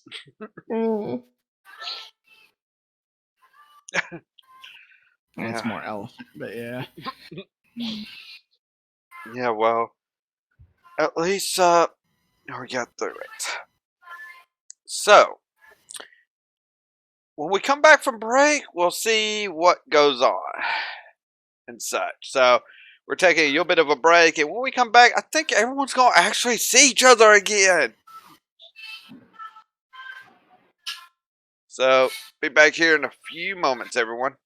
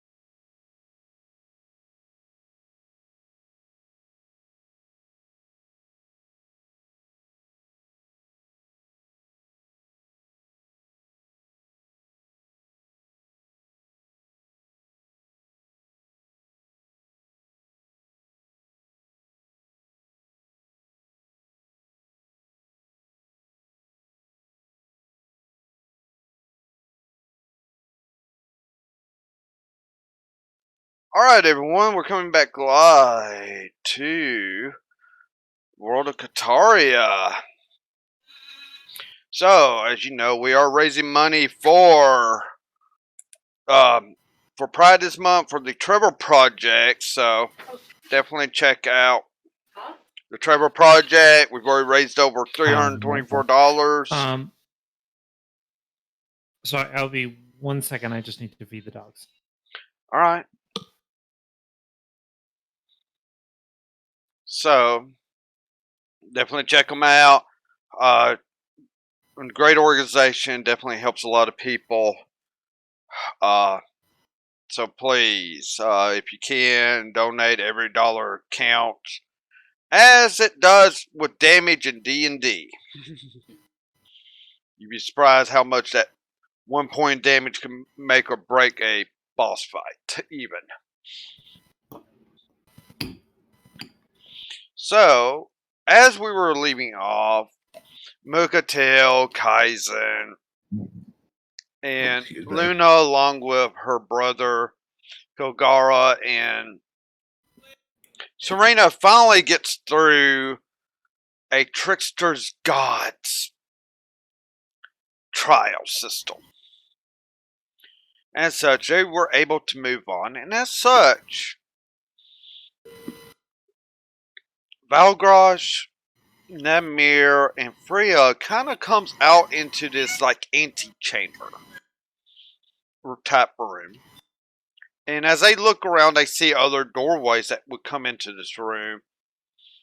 And looking kind of off to their left, they see Mukatil, Luna, Kilgara, Serena, Kaizen coming through.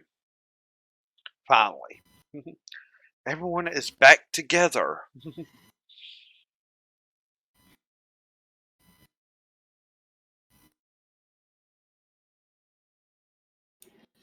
So we've all found each other again. What? No, we haven't. What? Where's Clara and where is Tabula?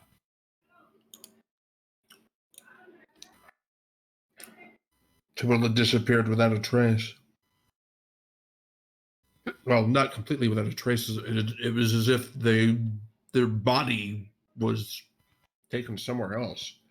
Their clothing and their equipment was not, if I remember correctly. You are.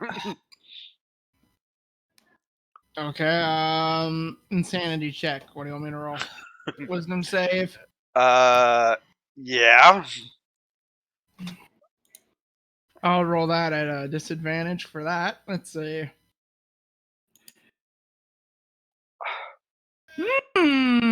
Three's pretty good. Yeah, that does it.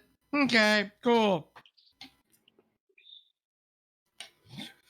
What are you talking about? Where's she at? I wasn't supposed to lose anyone anymore. This wasn't part of the deal. Ah! I was supposed to be her bodyguard, but I apparently can't even do that because I can't get my party together. Ah! And so I'm just going nuts. So yeah. I'm back. Sorry about that. Just in time. Just in time for Mukatil raging about a party member gone. As you all found each other. So Freya kind of runs up to her brother and Luna.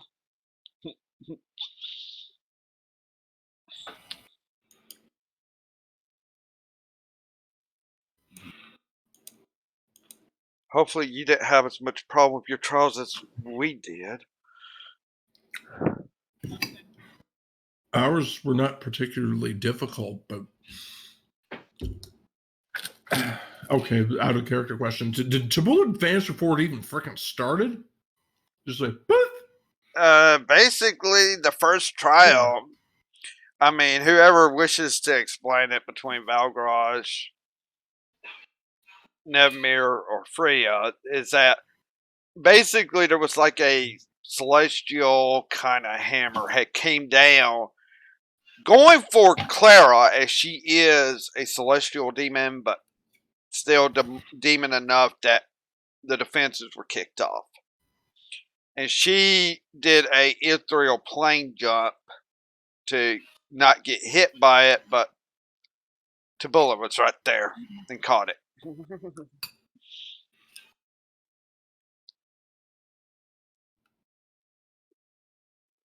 Yes, I it was not something I had seen before. It's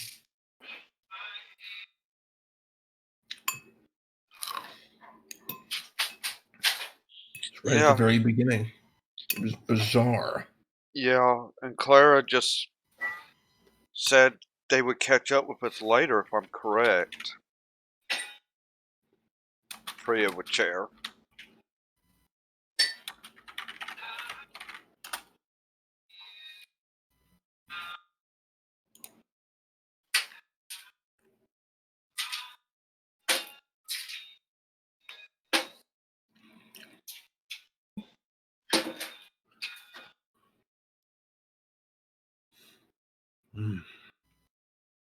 It's troubling, but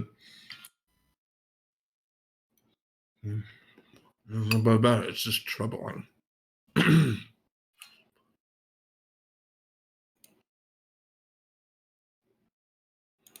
But we're all here.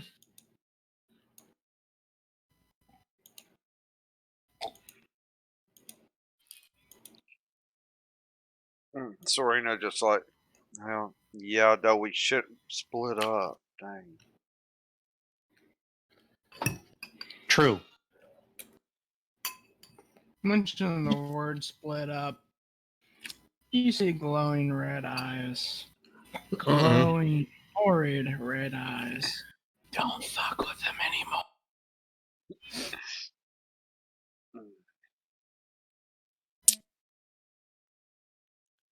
Well, as Mugatel's in his rage, just gone into a rage state.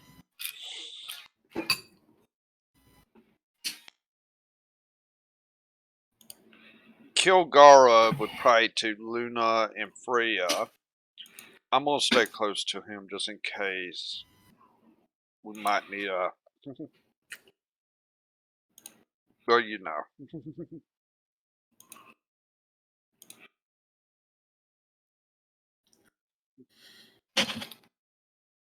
He's kind of like, in case I need to try to restrain him, I might be the only one that could.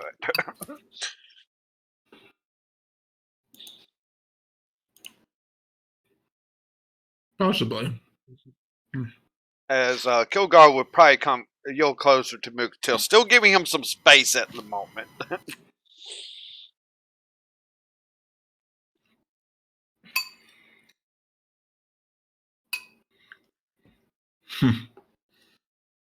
So with that, all of a sudden the chamber starts glowing very brightly. Not enough to hurt your eyes yet, but like a multitude of voices.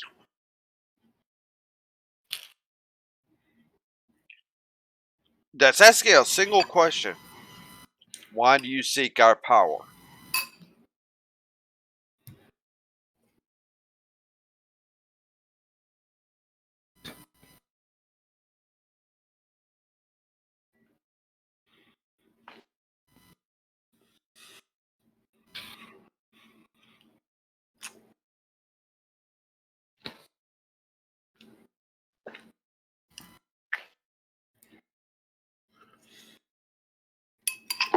To help stop the demons that's trying to take over the world.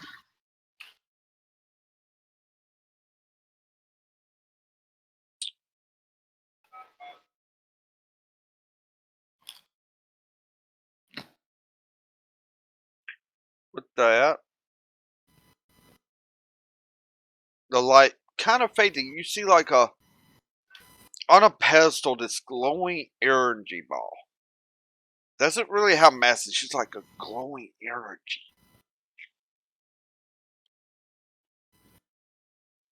Insert what you will to receive the power then.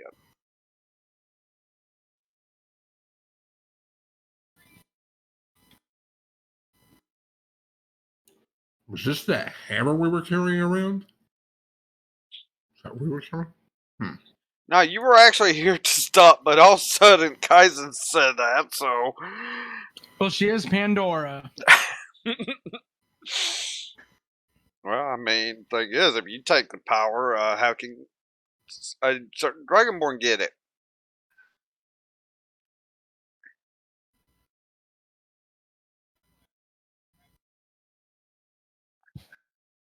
Very true.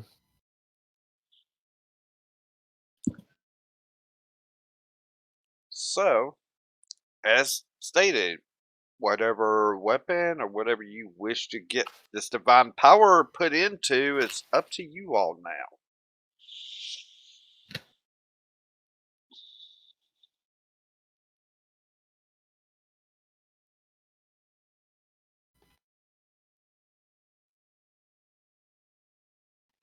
This is probably going to be really bad, but Kaizen's going to step in it herself.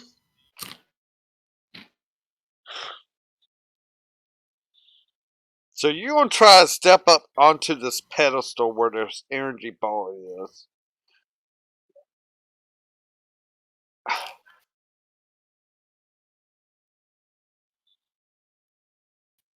Yes.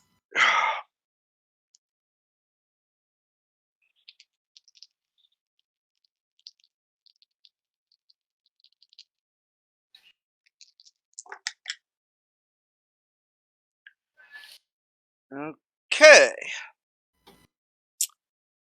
As Kilgar's more focused on Mukatil, the two druids of the group just like, where do you think you're going? Just grabbing a hold of Kaizen.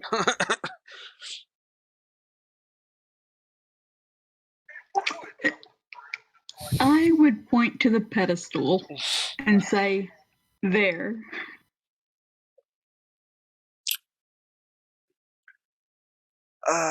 I think they meant some sort of weapon and not a person because I don't think any person is supposed to receive this power. You want to cause more havoc?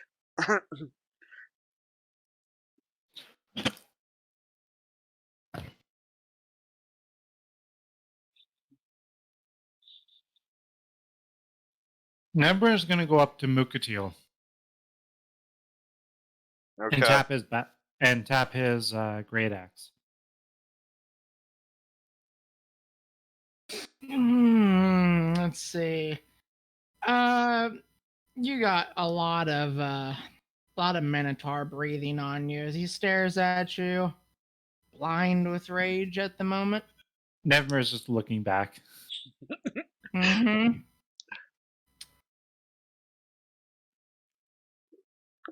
Big, strong weapon.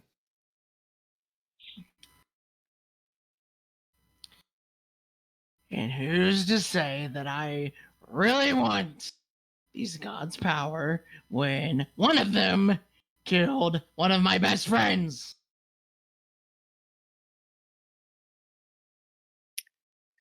In fact, I'm really not interested in power. I'm just interested in killing idiots. Priya's like, well, the first goddess we actually went to is known for, if I understand correctly, hating the demons the most. And since Clara was with us, it was actually after her. It doesn't really make things better. Claire's a great person. I could care less what people are like. Oh, we're going to assume that. Oh, she's a bitch. No, she's not. God, we don't even know what that Dragonborn's doing. Are you kidding me? It's probably a lot worse than what she would ever do.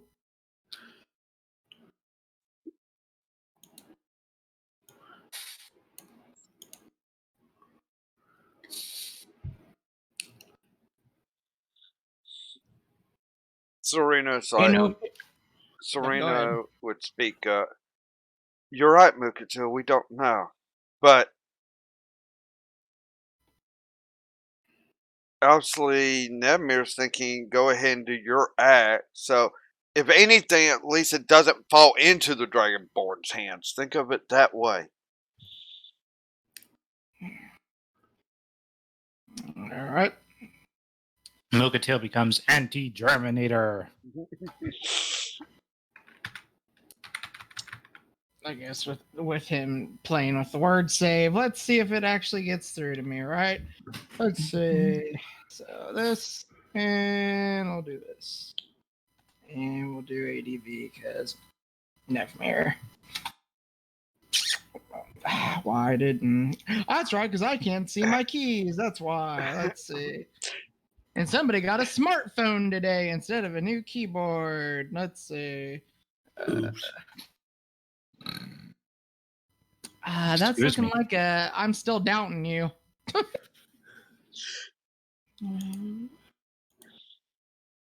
Got 2 9s. Womp. Mm-hmm.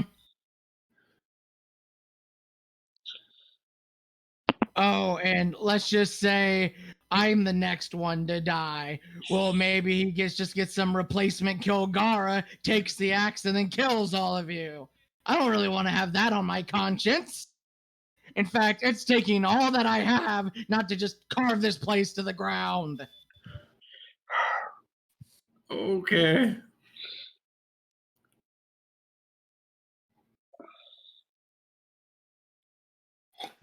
I literally went from, oh, well, my friends are all fine and stuff thanks to Nevrazar, to dealing with other gods that, okay, they start killing my friends. I don't really like this world, just saying. Okay.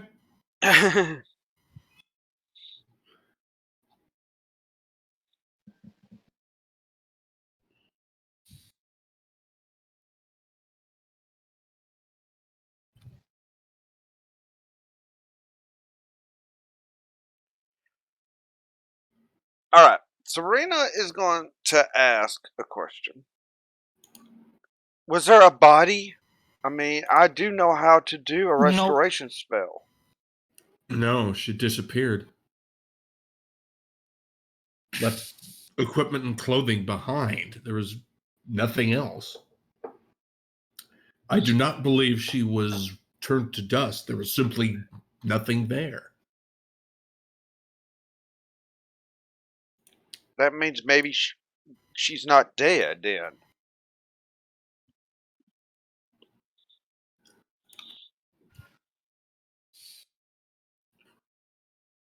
And yes, I was taking that into account for my rolls and stuff. That's why I asked, okay, what do you want me to roll? Because that is what I was trying to decide. Let's see.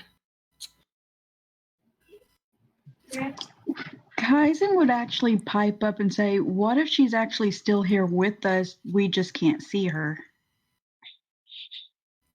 That's not relieving at all. I don't want to go,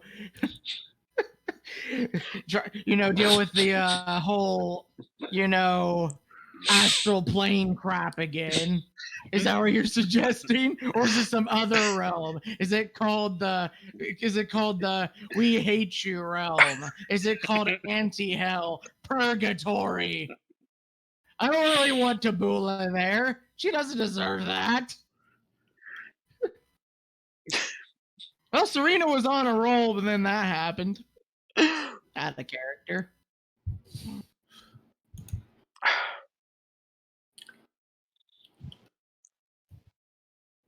Kilgara kind of like. He's kind of got this angry look in his eye after something you said, though, you could tell. Oh boy.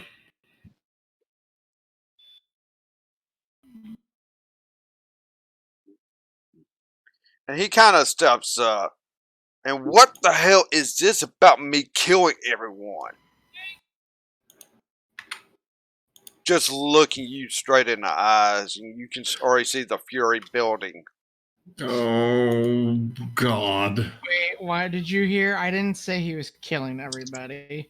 I was saying gods were killing. What did you hear exactly? I heard that you said that like Kilgara would take the axe if you got killed and just kill everybody with it. No, I did not say that at all. Well, that's what I heard.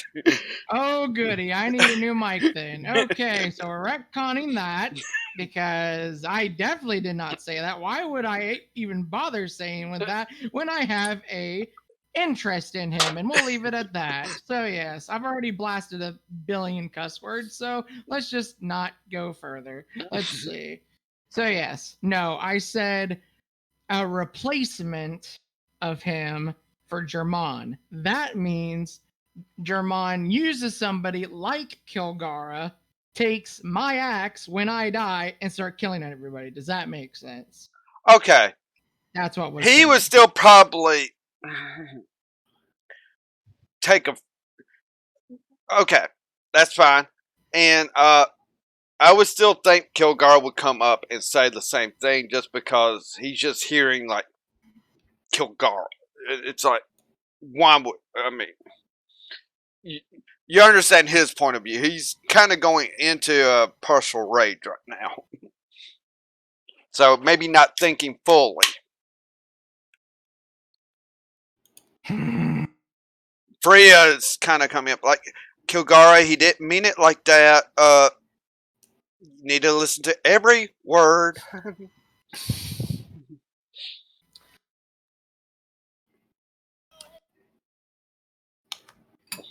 Here's my thing, Kilgara. I needed allies to beat you. Why don't you just take the weapon? Because you know what? I feel like it's a little inferiority complex on my part. Because I was supposed to be a bodyguard, but you sure as hell could be a better one than I could.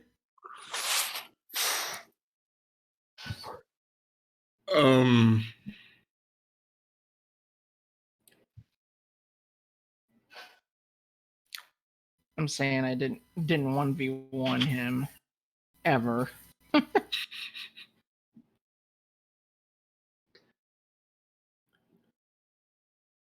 it's true. You guys help me.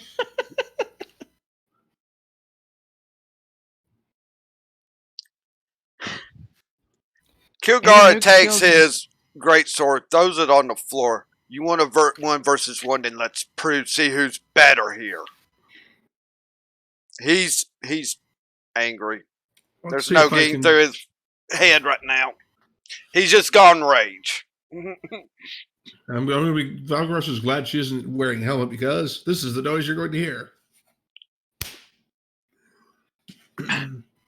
Face palm. Yep. Ooh, a little too hard. So whap. All right, so I guess we're on initiatives. Here we go. Oh God. Yeah, we are. And it's between Mukatil and Kilgara.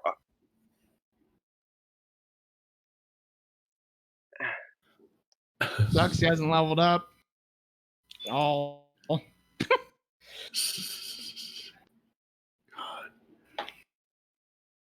I don't know what the neighbors are probably wondering what the hell that was.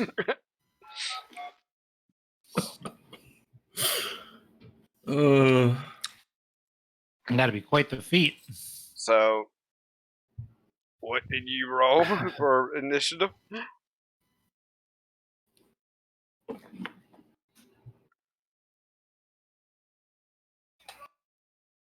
$16. Uh-oh. Okay. You're actually first. He had a 15. Okay. So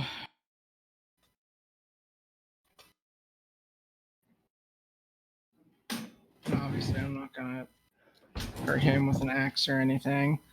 So here we go. I have the feeling we're going to get Greco-Roman here. So obviously it would have been applied down. He throws his great sword down. I would have reacted with my great axe to the ground, and then this happens. So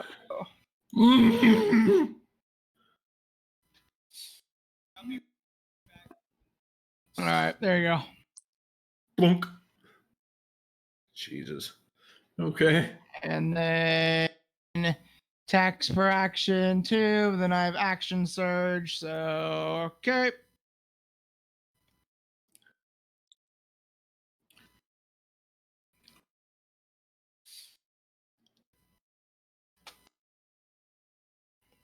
That's probably a miss. Let's see. That one's a miss. First one did hit. You landed one on his jaw.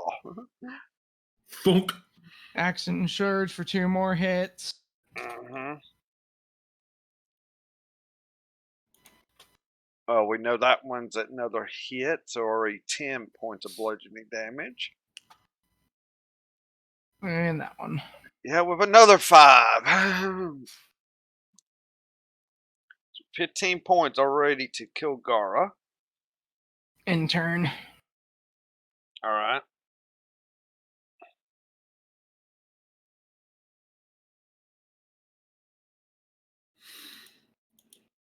And make sure about his hit points after the nice fun thing.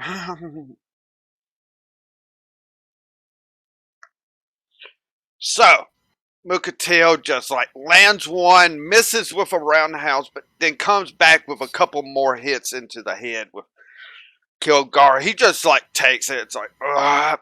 And he's rolling to do unarmed strikes.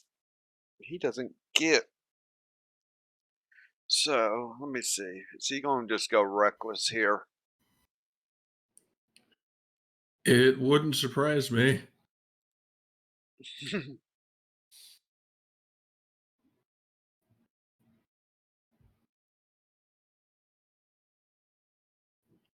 So they're having this argument right in front of the glowing ball of insert thing here to become powerful.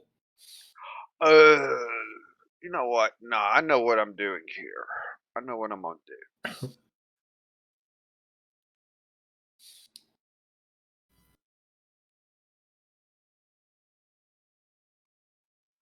So he is going to go into a frenzy. Oh, God. So it's not going to happen this turn because this is a bonus action thing to do. So, but he's still going to do 2 unarmed strikes. He just gets a third in later rounds.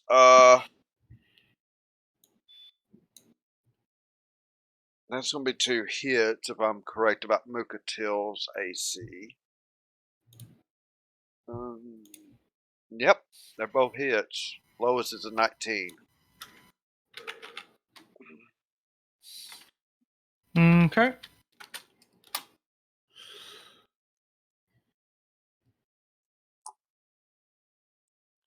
Uh, 11 points. So he just comes back with 2 rounds of his own right into your face. Bonk, bonk.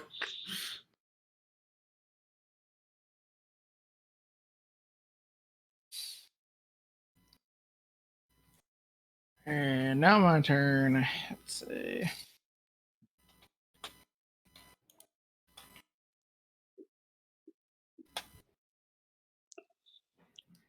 Oh, jeez. Second one. Bonk.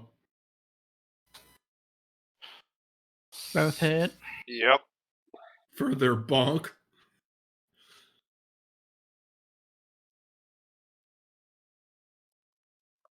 That's your turn.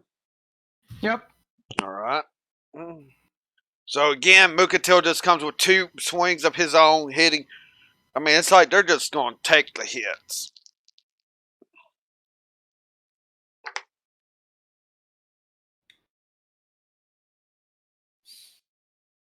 Both hit.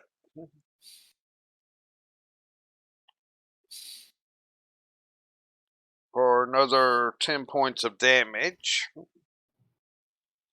Jeez. If I could quit rolling 19s, it would help here. Yep.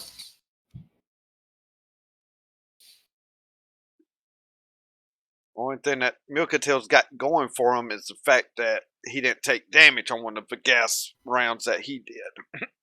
Yep.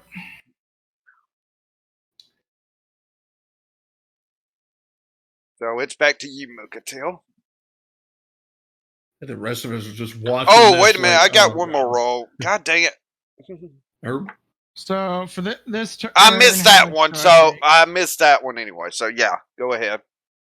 So do I take 5 or 6 damage? Because I didn't hear the damage part. Oh, you took 10. My third roll, which is my bonus action, attack miss. So Okay, so that's 10. That's cute. All right, and this turn.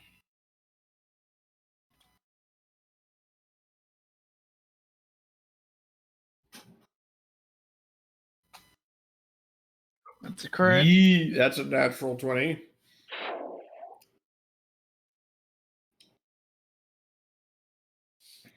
That's 21. so 15 points. Funk. And in turn.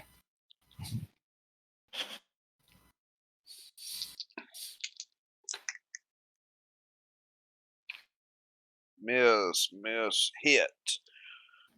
All right, so you're only taking 5 points of damage here. All right.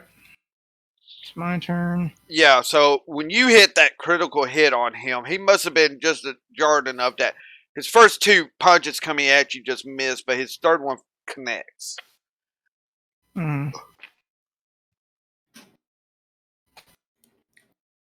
25.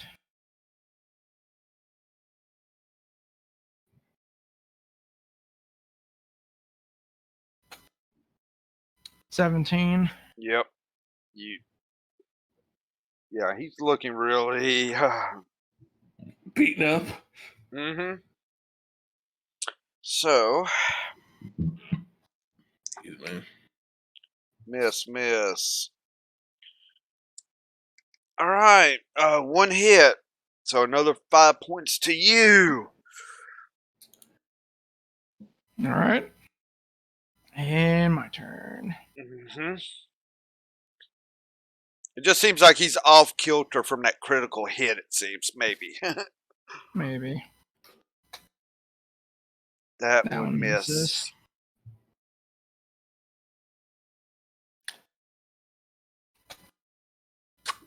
Almost a crit. God, just missed a crit there. Yeah. No kidding. Yeah. So yeah.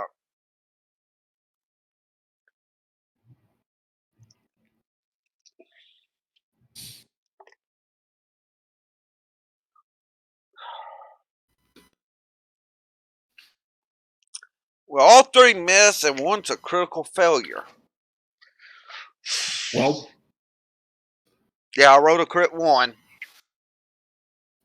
Ouch. No fun. So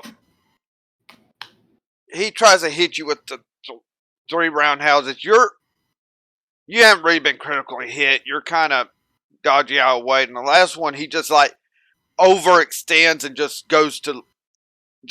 falls over, hitting the floor. No fun. Which due to movement wise, he's getting back up. So you can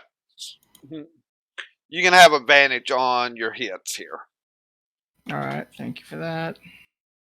Unarmed strike. Advantage. Attack. Armed Yerp. strike. Advantage. Also yerp. Mhm. Jeez.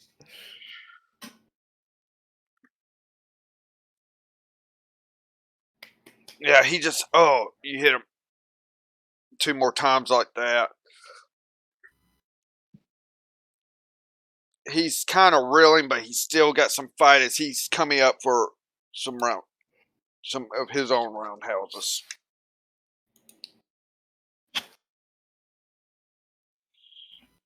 Two miss, 1 hit that was a critical, so you take 10 from it. All right.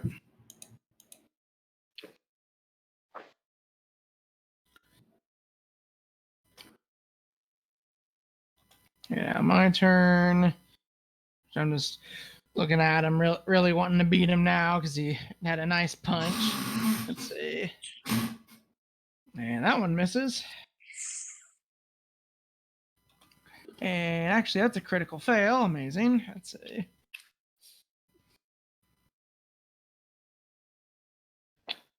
That's a whoops. That one hits. All right.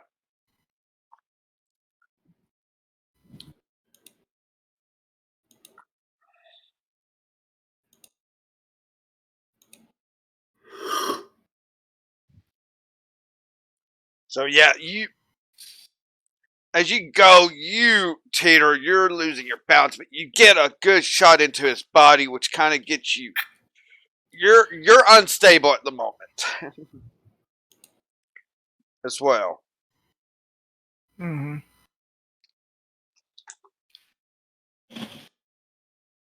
Yes. Miss. All three of his miss. God dang it! You and your high Wow. AC. You have high AC right now. Yeah. it's a nice change from the other two characters. Let's see. Yeah. Actually, I don't even think Lilacs is that high either. All right. I'm not laughing at you. I'm just laughing at the situation. Let's see. Yeah. Boop. 26. Yeah. 25. Jeez. He is barely standing right now.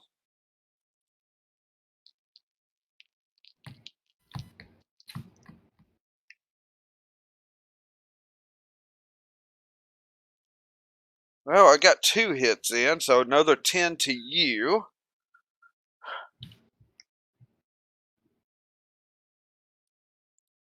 I'm doing so hot myself, but we'll see. Oh.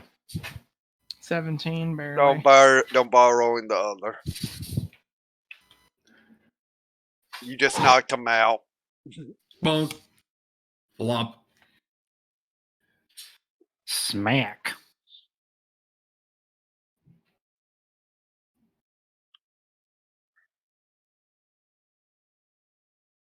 So That's you. where we're gonna clip that. Yep, you just knocked him out with a roundhouse. You just hit him in the jaw, and it's like all of a sudden his eyes like just kind of close, and he just falls back hard.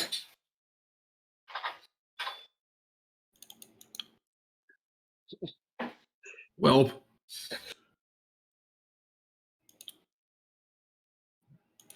Thank you for not helping me on that. Literally the greatest boxing or just fight I've ever had. Now I actually feel like I'm worthy of the god's power with my axe. okay. Heal him. You could even tell him that I love him. You can not even add the brother part if you really wanted to. I'll handle the rest later. I'm feeling that cocky. I believe it. And so I just don't look at anyone. I take my axe and then boom, right into the power. And this, of course, be the better one, not the crappy one I have. Oh yeah, Yeah, let's get the crap one. no, you're Yeah. good one. Yeah, yeah. So as that happens, Freya and Serena both will go up to heal Kilgar on this.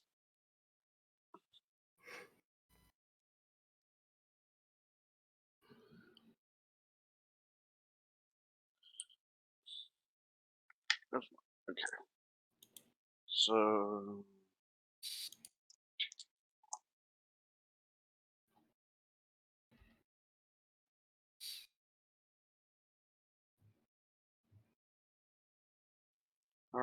Brings him back up to about 38 hit points. How many does he need? That's good for right now. I mean, I'm at 39, so. see, that gas hurt him because he did not make any of his con saves. Like, should Oh have. God, yeah, I'll bet. Yeah. Now that I'm thinking about it, is anybody poisoned? Technically, no one's poisoned because it wasn't one to poison you. Okay, it wasn't a lasting thing. It was just damage. Yeah, it was a damaging. It just like took life out of you each time. Okay. And it was increasing in damage, so. So.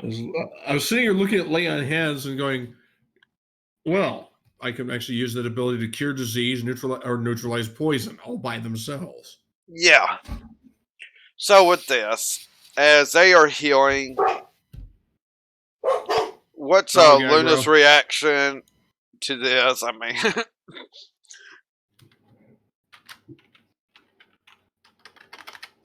I didn't hear what Luna might have thought about her brother fighting this Minotaur.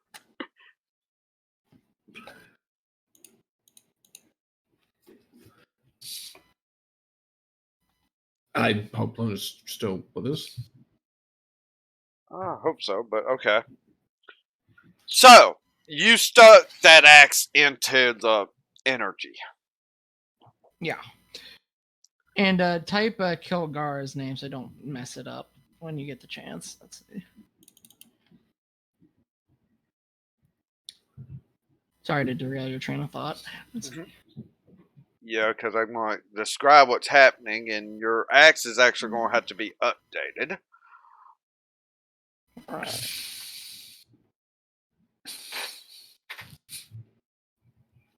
And I'll just message it to you, Beacon, if that's okay. Yeah, that's fine.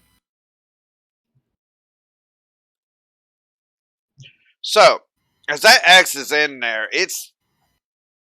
the light gets really intense in there. It starts to hurt a few people's eyes. The axe is warm, but not burning to you.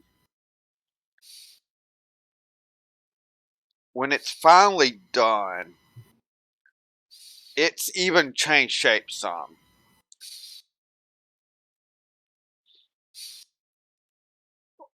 For you, Mukatil. In fact, making it into a legendary weapon. I don't know if they have that one. Well, the good news is I can finally say I earned a legendary weapon in a D&D campaign, so thank you. Yay! Just a little context, people. I was given my first legendary weapon at level 1, and it was a chain whip that could rip a beholder's eye out. So yeah.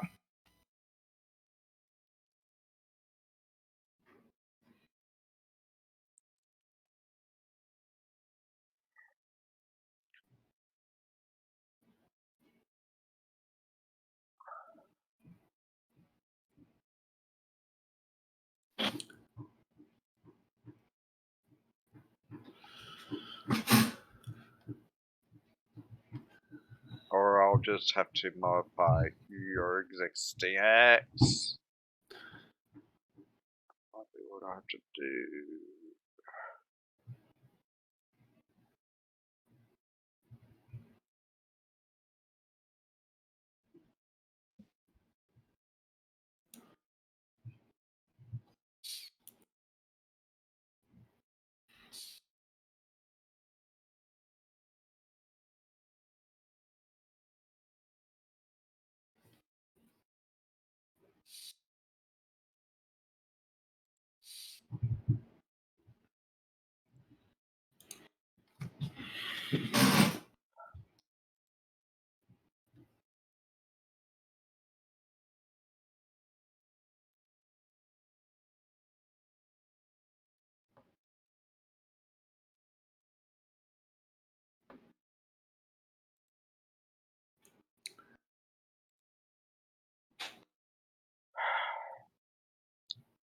I swore it was a wondrous great axe. Okay, I guess I'll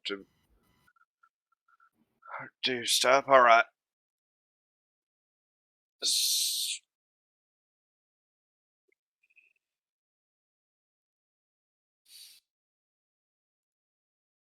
So now that when this is done, the axe has like a more its shape. It's like in a way gruesome yet elegant. If I'm making sense there. Yeah, I like that. It is actually has like glowing runes in it now. A lot of different ones. Almost representing all the different gods, goddesses that could have been gone through on this trial. On both sides, and like the main beef of the blade, not the sharpened edge, but even down the handle to your hilt that you hold.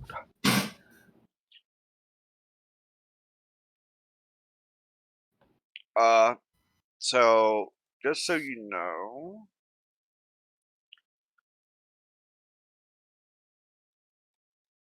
you do radiant damage with it as well, as it is a radiant damage now of 2d12 that you roll with it. Awesome.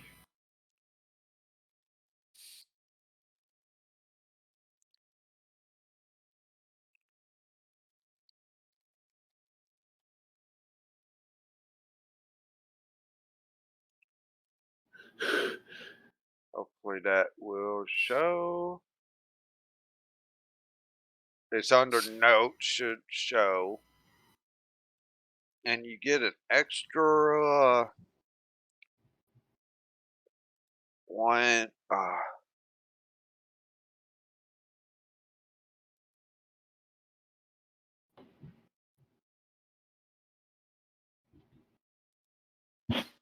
So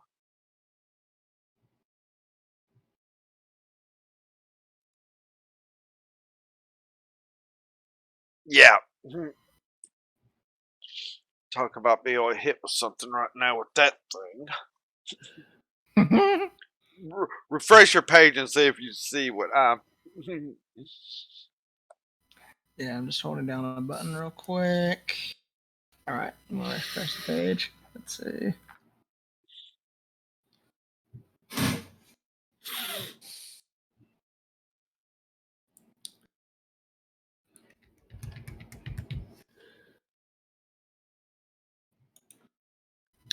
Yeah, and of course you'll be working on a name or whatever, where I find out the name and all that. All right, and it's purple, like good old Guild Wars legendary. Yeah.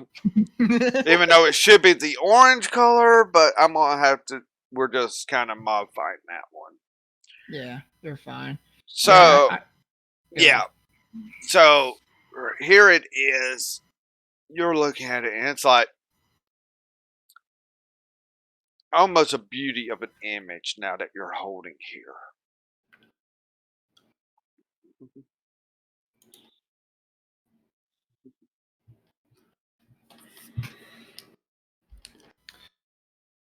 Well, with that, since you're so nice to do that, I think it's time for me to look up some stuff. But you'll see that Mukachil is really thinking, and I think some memories came back to him. As he says this, well, Mom and Dad, gods have chosen me to rip some horrible demons from existence. It might not be from the world that we were, but you know what? I could really care less because I can meet great people like all of them that are standing right in front of me. So guess what, Balzareth?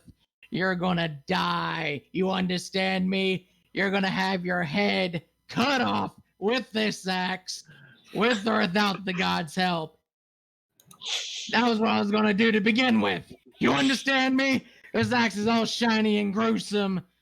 You're gonna look worse. That also happened. I mean, it works. Didn't say it didn't work. So, Luna, are you back yet, or? Luna, if you are talking, we can't hear you. That is a good point, just in case.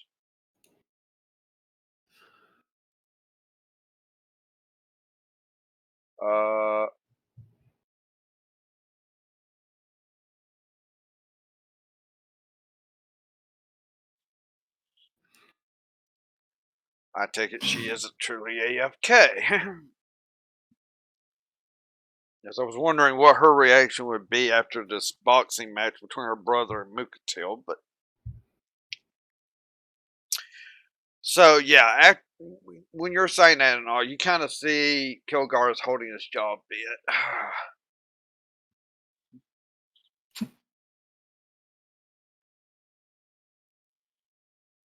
I go up to him and I'm like, guess I couldn't ask for a better trial. Thanks for snapping me back to what really matters, the friends that I have.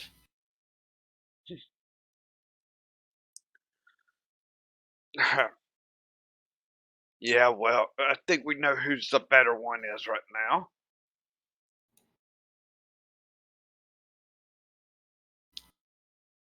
So, I'm just gonna tell you this right now, Kilgara. I've never really understood straight relationships. I kiss them in front of everybody.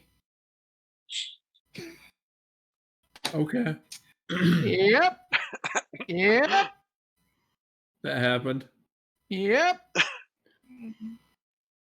Where's Luna for all this? Damn. We really need Luna here, but I actually have to make a roll on that just for. Go for it. Nevmer's just going to clap.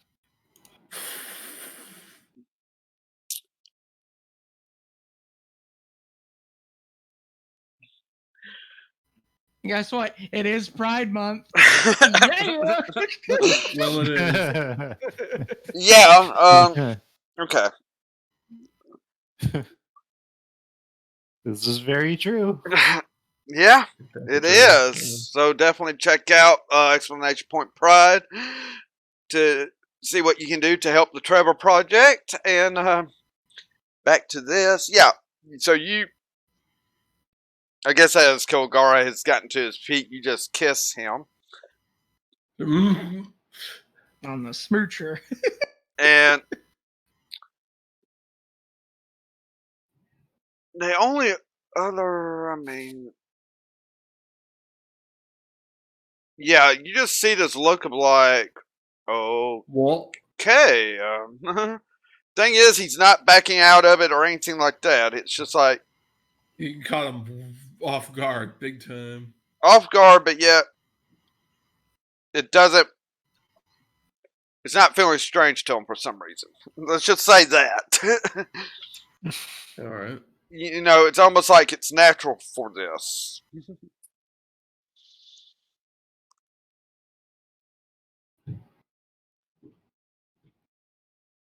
So After enjoying both my prizes, I break the kiss.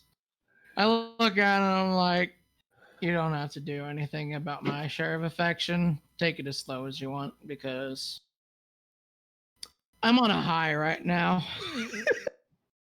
And I think you understand why.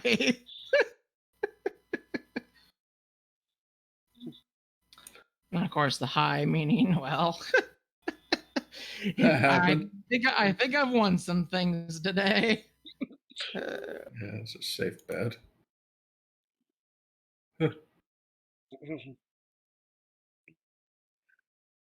yeah, yeah. I would say so, indeed. Just starts laughing, kind of wraps an arm around your shoulders, just give me a squeeze. Oh, I give him a returning and hefty, lovable squeeze back. So. Here, sorry guys. Oh, Luna, you're back. Yeah, sorry. I had What's to I had to just take a breather for a second. Oh, okay. Everything okay? Yeah, everything's good now. I just knew that I needed to take a breather. Just yeah. Okay. Sometimes it's good for me to do that, so I can keep calm. Well, Yeah. sorry to say, that calm might be interrupted a little bit. Oh God. Well, as you were doing that, basically there was a boxing match between Kilgara and Mukatil. That Mukatil actually reason? won. Yeah, and reason being is because, well, I needed some sense knocked into me since Tabula was gone, and I didn't think that I could protect anyone. Well, Kilgara wanted to prove that maybe I could actually beat him in a boxing match. Well, I did. I'm gonna keep my zen going, and Luna's just probably will have already had her freak out and is already just going But up to her brother to there's still cast more. the healing spell. We're not done yet. We're Not- not done yet. What?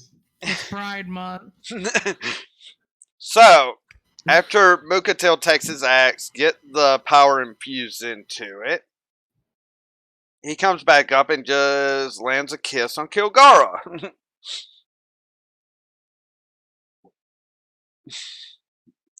Just she's just gonna take a deep breath because she's kind of new to that, but she's just gonna be okay. Okay. That happened. She decides she's gonna go after Mukatil later. Probably. Yeah. Best She of luck. decides she's gonna wait until Mukatil is like beaten up, and then she'll punch him. Oh, She's gonna. man. She's already in pain as is, and she kind of doesn't want to like be knocked out or anything. So she figures she will bide her time and plot revenge.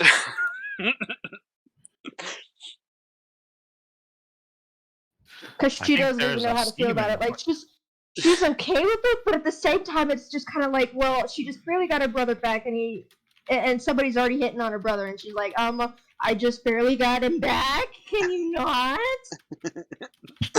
And then they're kissing each other and now got arms like wrapped around each other, walking around or whatever. And at the same time, as this has happened, in the back of this antechamber, as I say, this is like a big round antechamber. There are another set of doors that kind of like open up. You can kind of hear it with the old stone creak and all.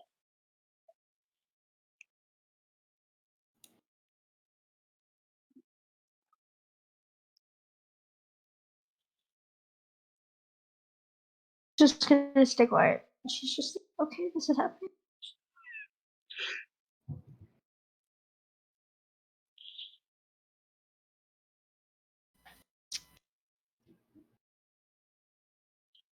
I want to see the light of day again. Who's with me? I'm ready to see it the light of day again, certainly. in a somewhat childish voice. Me. You'll hear Yeah, Serena just kind of pipe up a bit, like, yeah, but you two don't need to be beating up on each other like that. You just, I don't understand you two. And she just storms right out to the. Luna's just gonna follow because she's just. Okay, Luna's after just gonna hearing that, follow. Velros looks like she had a thought and went, not going to say anything. Freya kind of comes up next to her sister.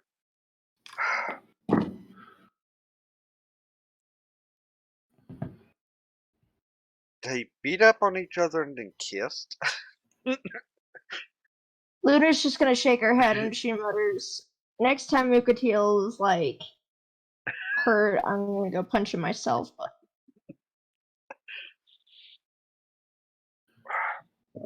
Was it Serena that said that? No, Freya to her sister. Freya. The sisters are talking. Okay. Ross will, in a musing tone, say, "You'd be amazed how often that happens."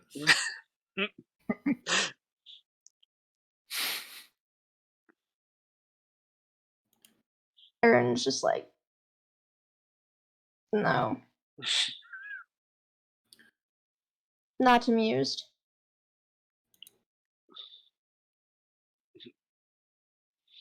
So as you go through this door, it's like you almost walk through a portal and you feel wind on your face.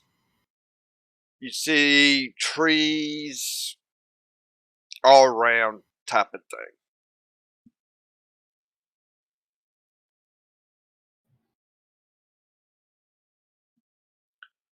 What do you all want to do? Well, out of Go over to a tree and climb it and just sit on one of the branches. Acrobatics check. Let's see if you get up the tree. Will she get up the tree?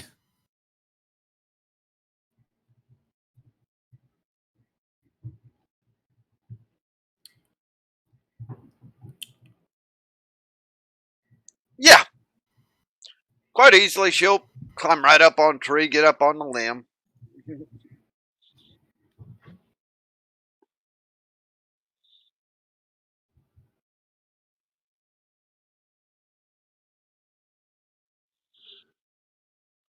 So, what else with everyone else here?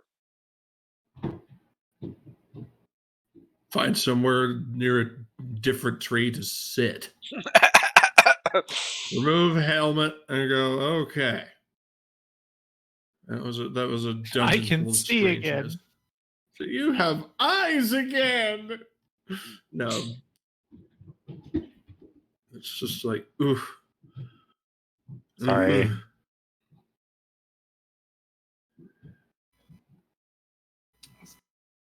And I'm just gonna tease my new kissed cat. Look at him, be like, well, I guess you see why I might have wanted to buy you something earlier, huh?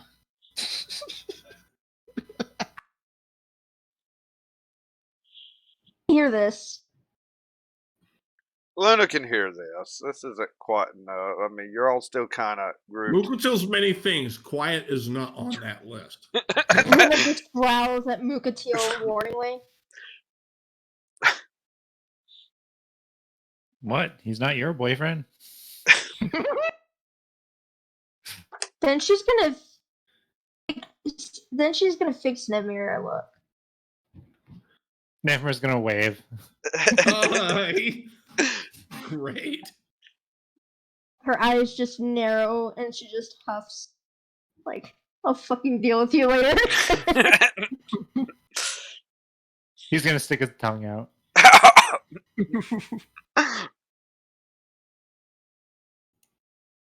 Luna's gonna see if she can break off a stick and throw it at him. Oh no, a stick. Stick. So I'm gonna do a strength check to see if I can break a stick off the branch. Yeah, you're able to get a small, like, twig style stick. And then she's gonna throw it at him. Alright. What kind of check would that be? 1d20 plus your dex. So it's just a dex check? Oh, yeah, just do a standard dex check for that, for the attack. To see if you hit them. And that should be a +2 for you, shouldn't it? I'm not sure. Yeah, bad bot. Bot's wrong on that. But, yeah. So, yeah, imagine it hits Nevmir square in the forehead. Yeah, it does. I mean, dang. I mean, that close. Yeah, it hits you in the forehead. You've Namir. been twigged. Thunk. Ew. I see this. Just as long as Nimir doesn't make a Barney Gumble ow. If he hears it, he'll probably do it, though. That's the nature of Nivmir.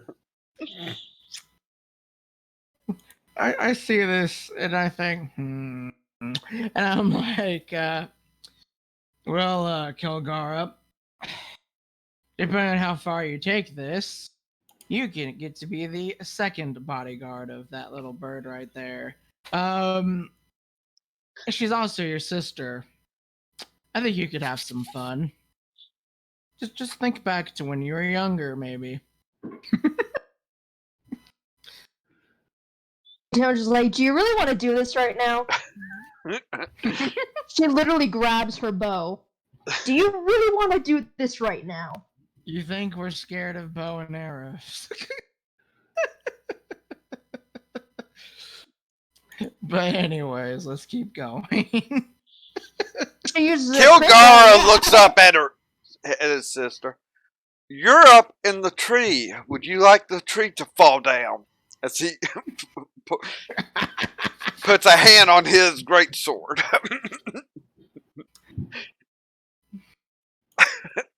Don't worry, I'll yell timber.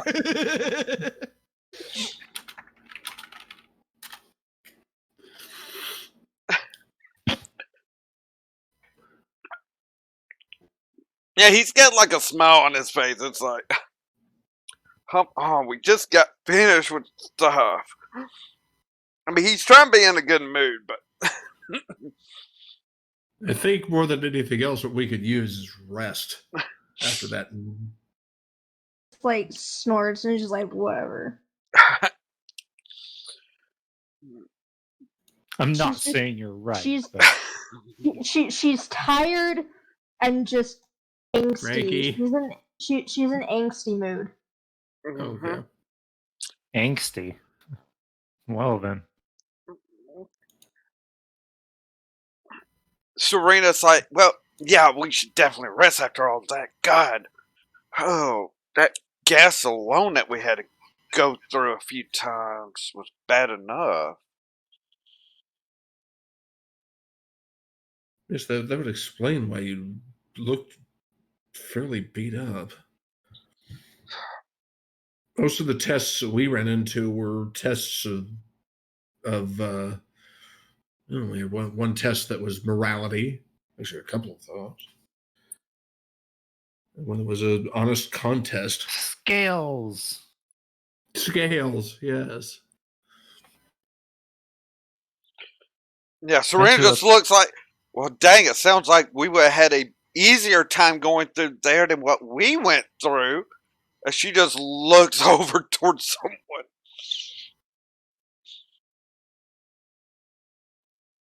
Which we should let someone know that we at least got the power now. Looking at Kaizen. Yeah, since Kaizen can send to borrow a term from a webcomic, a C-mail. So Kaizen would send a message to Sylvan saying that we got the power from this area.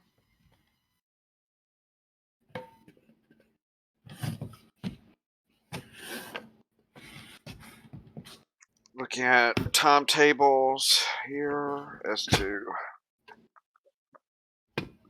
when this will take place. Okay. Alright.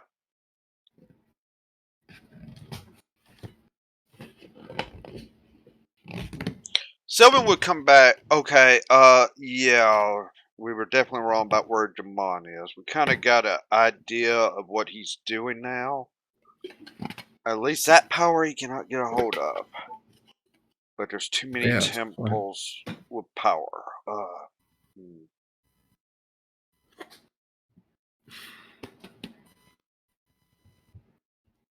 just so you know, you can tell the others. He's making a bomb. Yeah, I would definitely let the others know that Germon is making a bomb. Luna says sarcastically. I heard tappity tappity, Luna says sarcastically.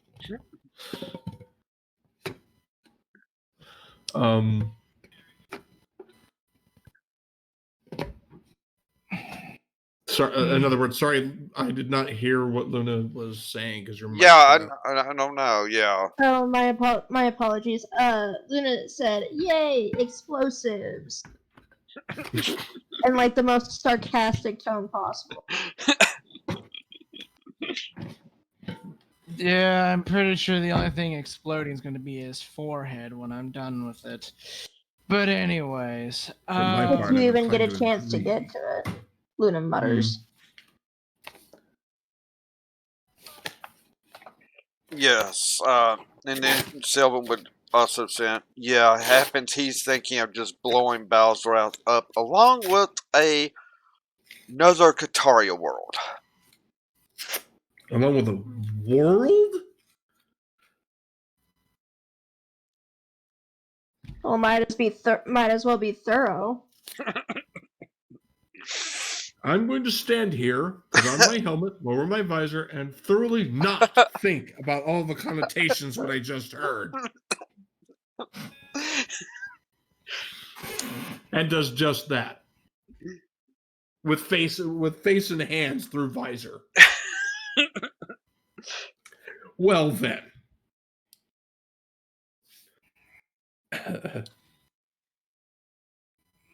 so when she relays that, I'll be like, so, you guys want to think of some ways to talk to him? That'd be great, because, I'm really not feeling like the merciful God. I mean, kind of lost a buddy back there.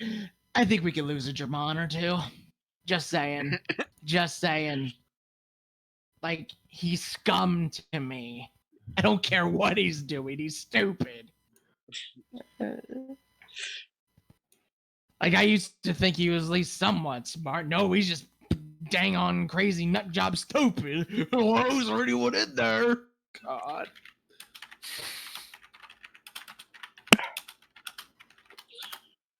Kilgore's like, well, what's so bad about him blowing up this Bowser out and world? I mean, what's the worst that can happen? We all die. Basically, yeah, that was all. From what I thought understood, of. it's like another world. Was it not said another world? Unless it actually means this world, we don't know what world he means, so we need to assume it's this one. And I'm not a creature of dimensional understandings, but somehow I don't think Athena's going to be okay with me being mum about somebody blowing a world up. You blew one world That's up, where you could my throw anger went. It went to Valgrosh over there. By the way, you and me are arm wrestling. Probably.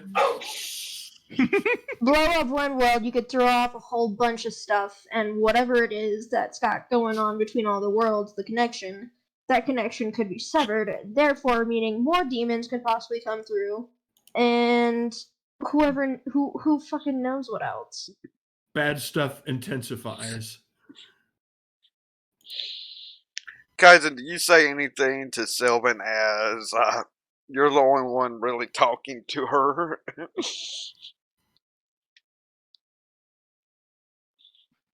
I would ask if Sylvan knew where Germon may be heading and how much power he has already gained.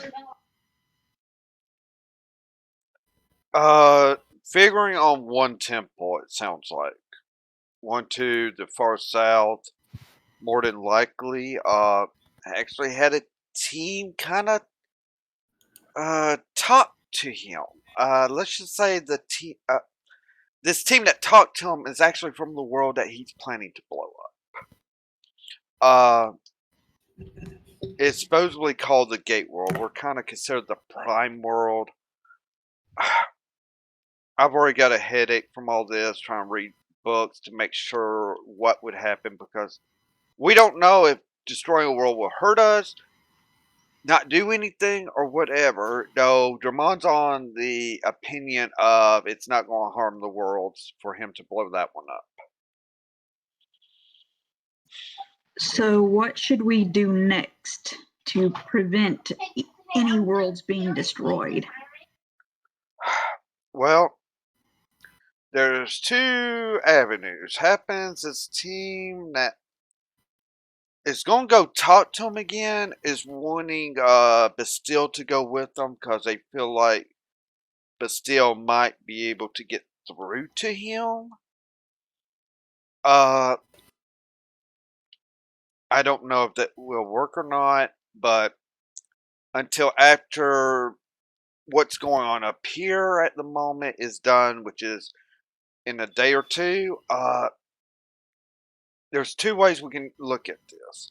One is to investigate the Mages Guild underground to see if there's like a secret room that he might have for the teleport, because he needs to be close to where Bow's Route is located there, and it sounds like that's where it is in that alternate world.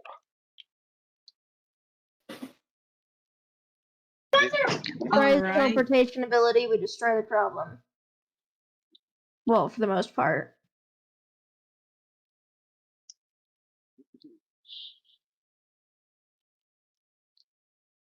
What was that, Luna? Because, I mean, send message, unless she's just projecting what all she's saying to the rest of you, since it is telepath the way Kaizen speaks.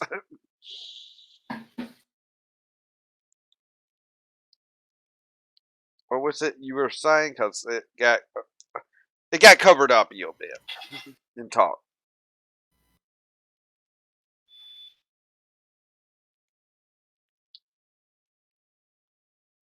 I don't even remember. just assume she's just muttering something about going after Mukatil under her breath.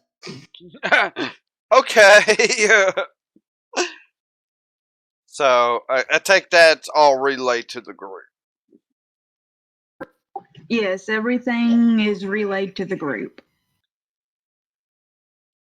How is the group taking this information? All I gotta say, you guys think of the non-violent, because guess what I am?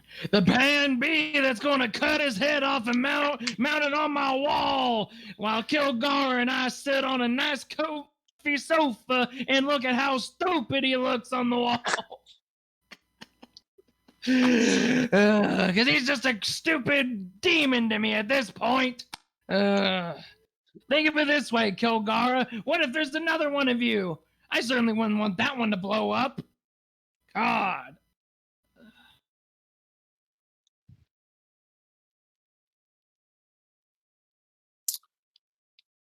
And she's like, well, it's one of two things. You will have to try to move fast. I don't know how fast he's moving, but they were in a southern temple.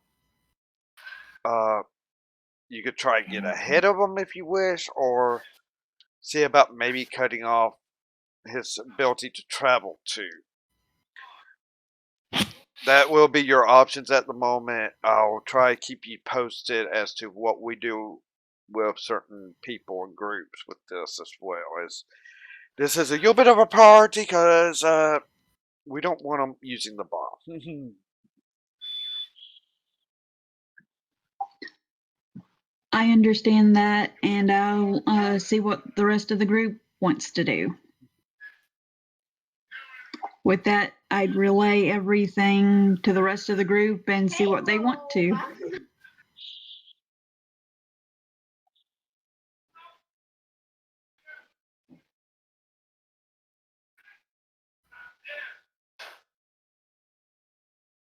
I want to get going.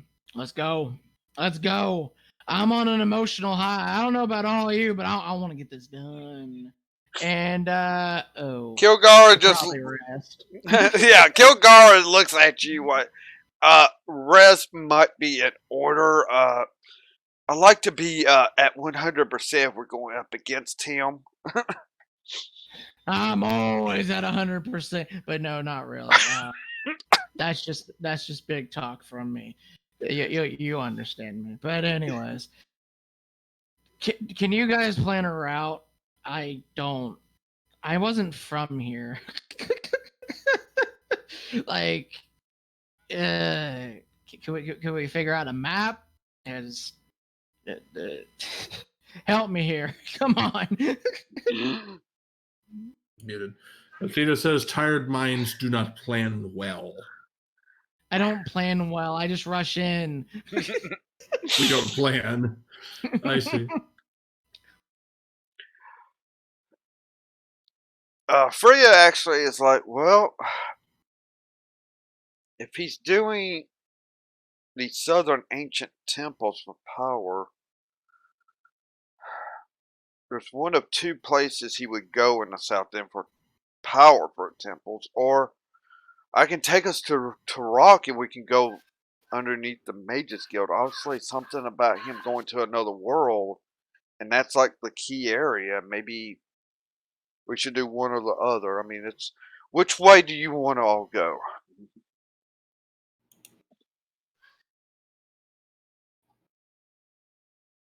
Wasn't he from that place of magic that I'll never understand? The Mages Guild. Yeah, Serena's like, yeah, I'm not sure about this Mages Guild. What's it like? Does anyone here know? Freya kind of holds up her hand because Serena's starting to go off. As I understand about the Mages Guild, because Dermond did go to school there. Yeah, he talked about that with this Bastille again that we met. Supposedly, they're saying that he could have something set up there. I thought it was under Paladin jurisdiction, though.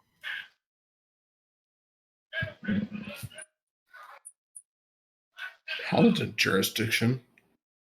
Yeah, if you remember when you went to Turok, because you have been to Turok, the Paladins are controlling about 3/4 of the city. 1/4 is being controlled by the city council and the city guard still, as they're kind of keeping a line set up there. And it's mainly due to the fact they're still kind of behind the demon stuff. They're kind of behind it, but it's not 100% proven, so the Paladins aren't moving fully in, but they're holding what's the rest of the city in a free state, other than Mage Guild people that was involved with the demons and such.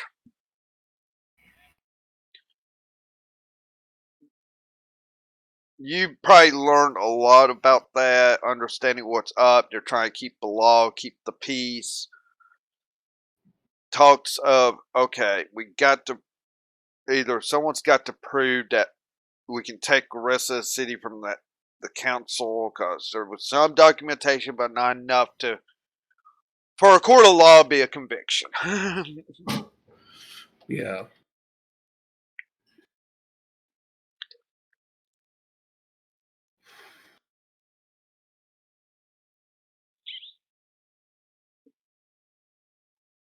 So, thing is, this does not have to be decided tonight. You can decide next Tuesday night.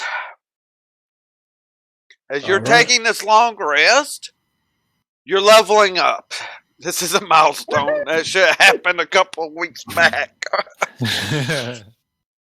Here I am all nervous about fighting Kilgara. Fighting Kilgara, you have more health than Kilgara, so... Oh, so with that, everyone, please, we are raising money for the Trevor Project this month. I'll be back here Friday night. I understand about something going on. I'm going to have to say my piece about this.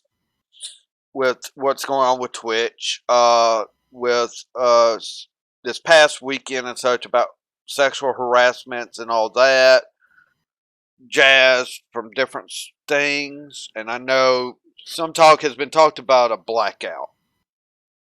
I feel like you should give a company time to do an investigation. And I'm sorry, an investigation doesn't happen in 1 minute. If I was to stream on Wednesdays, I still would. I don't think you should hurt the streamers that do stream that cannot stop because it is a job.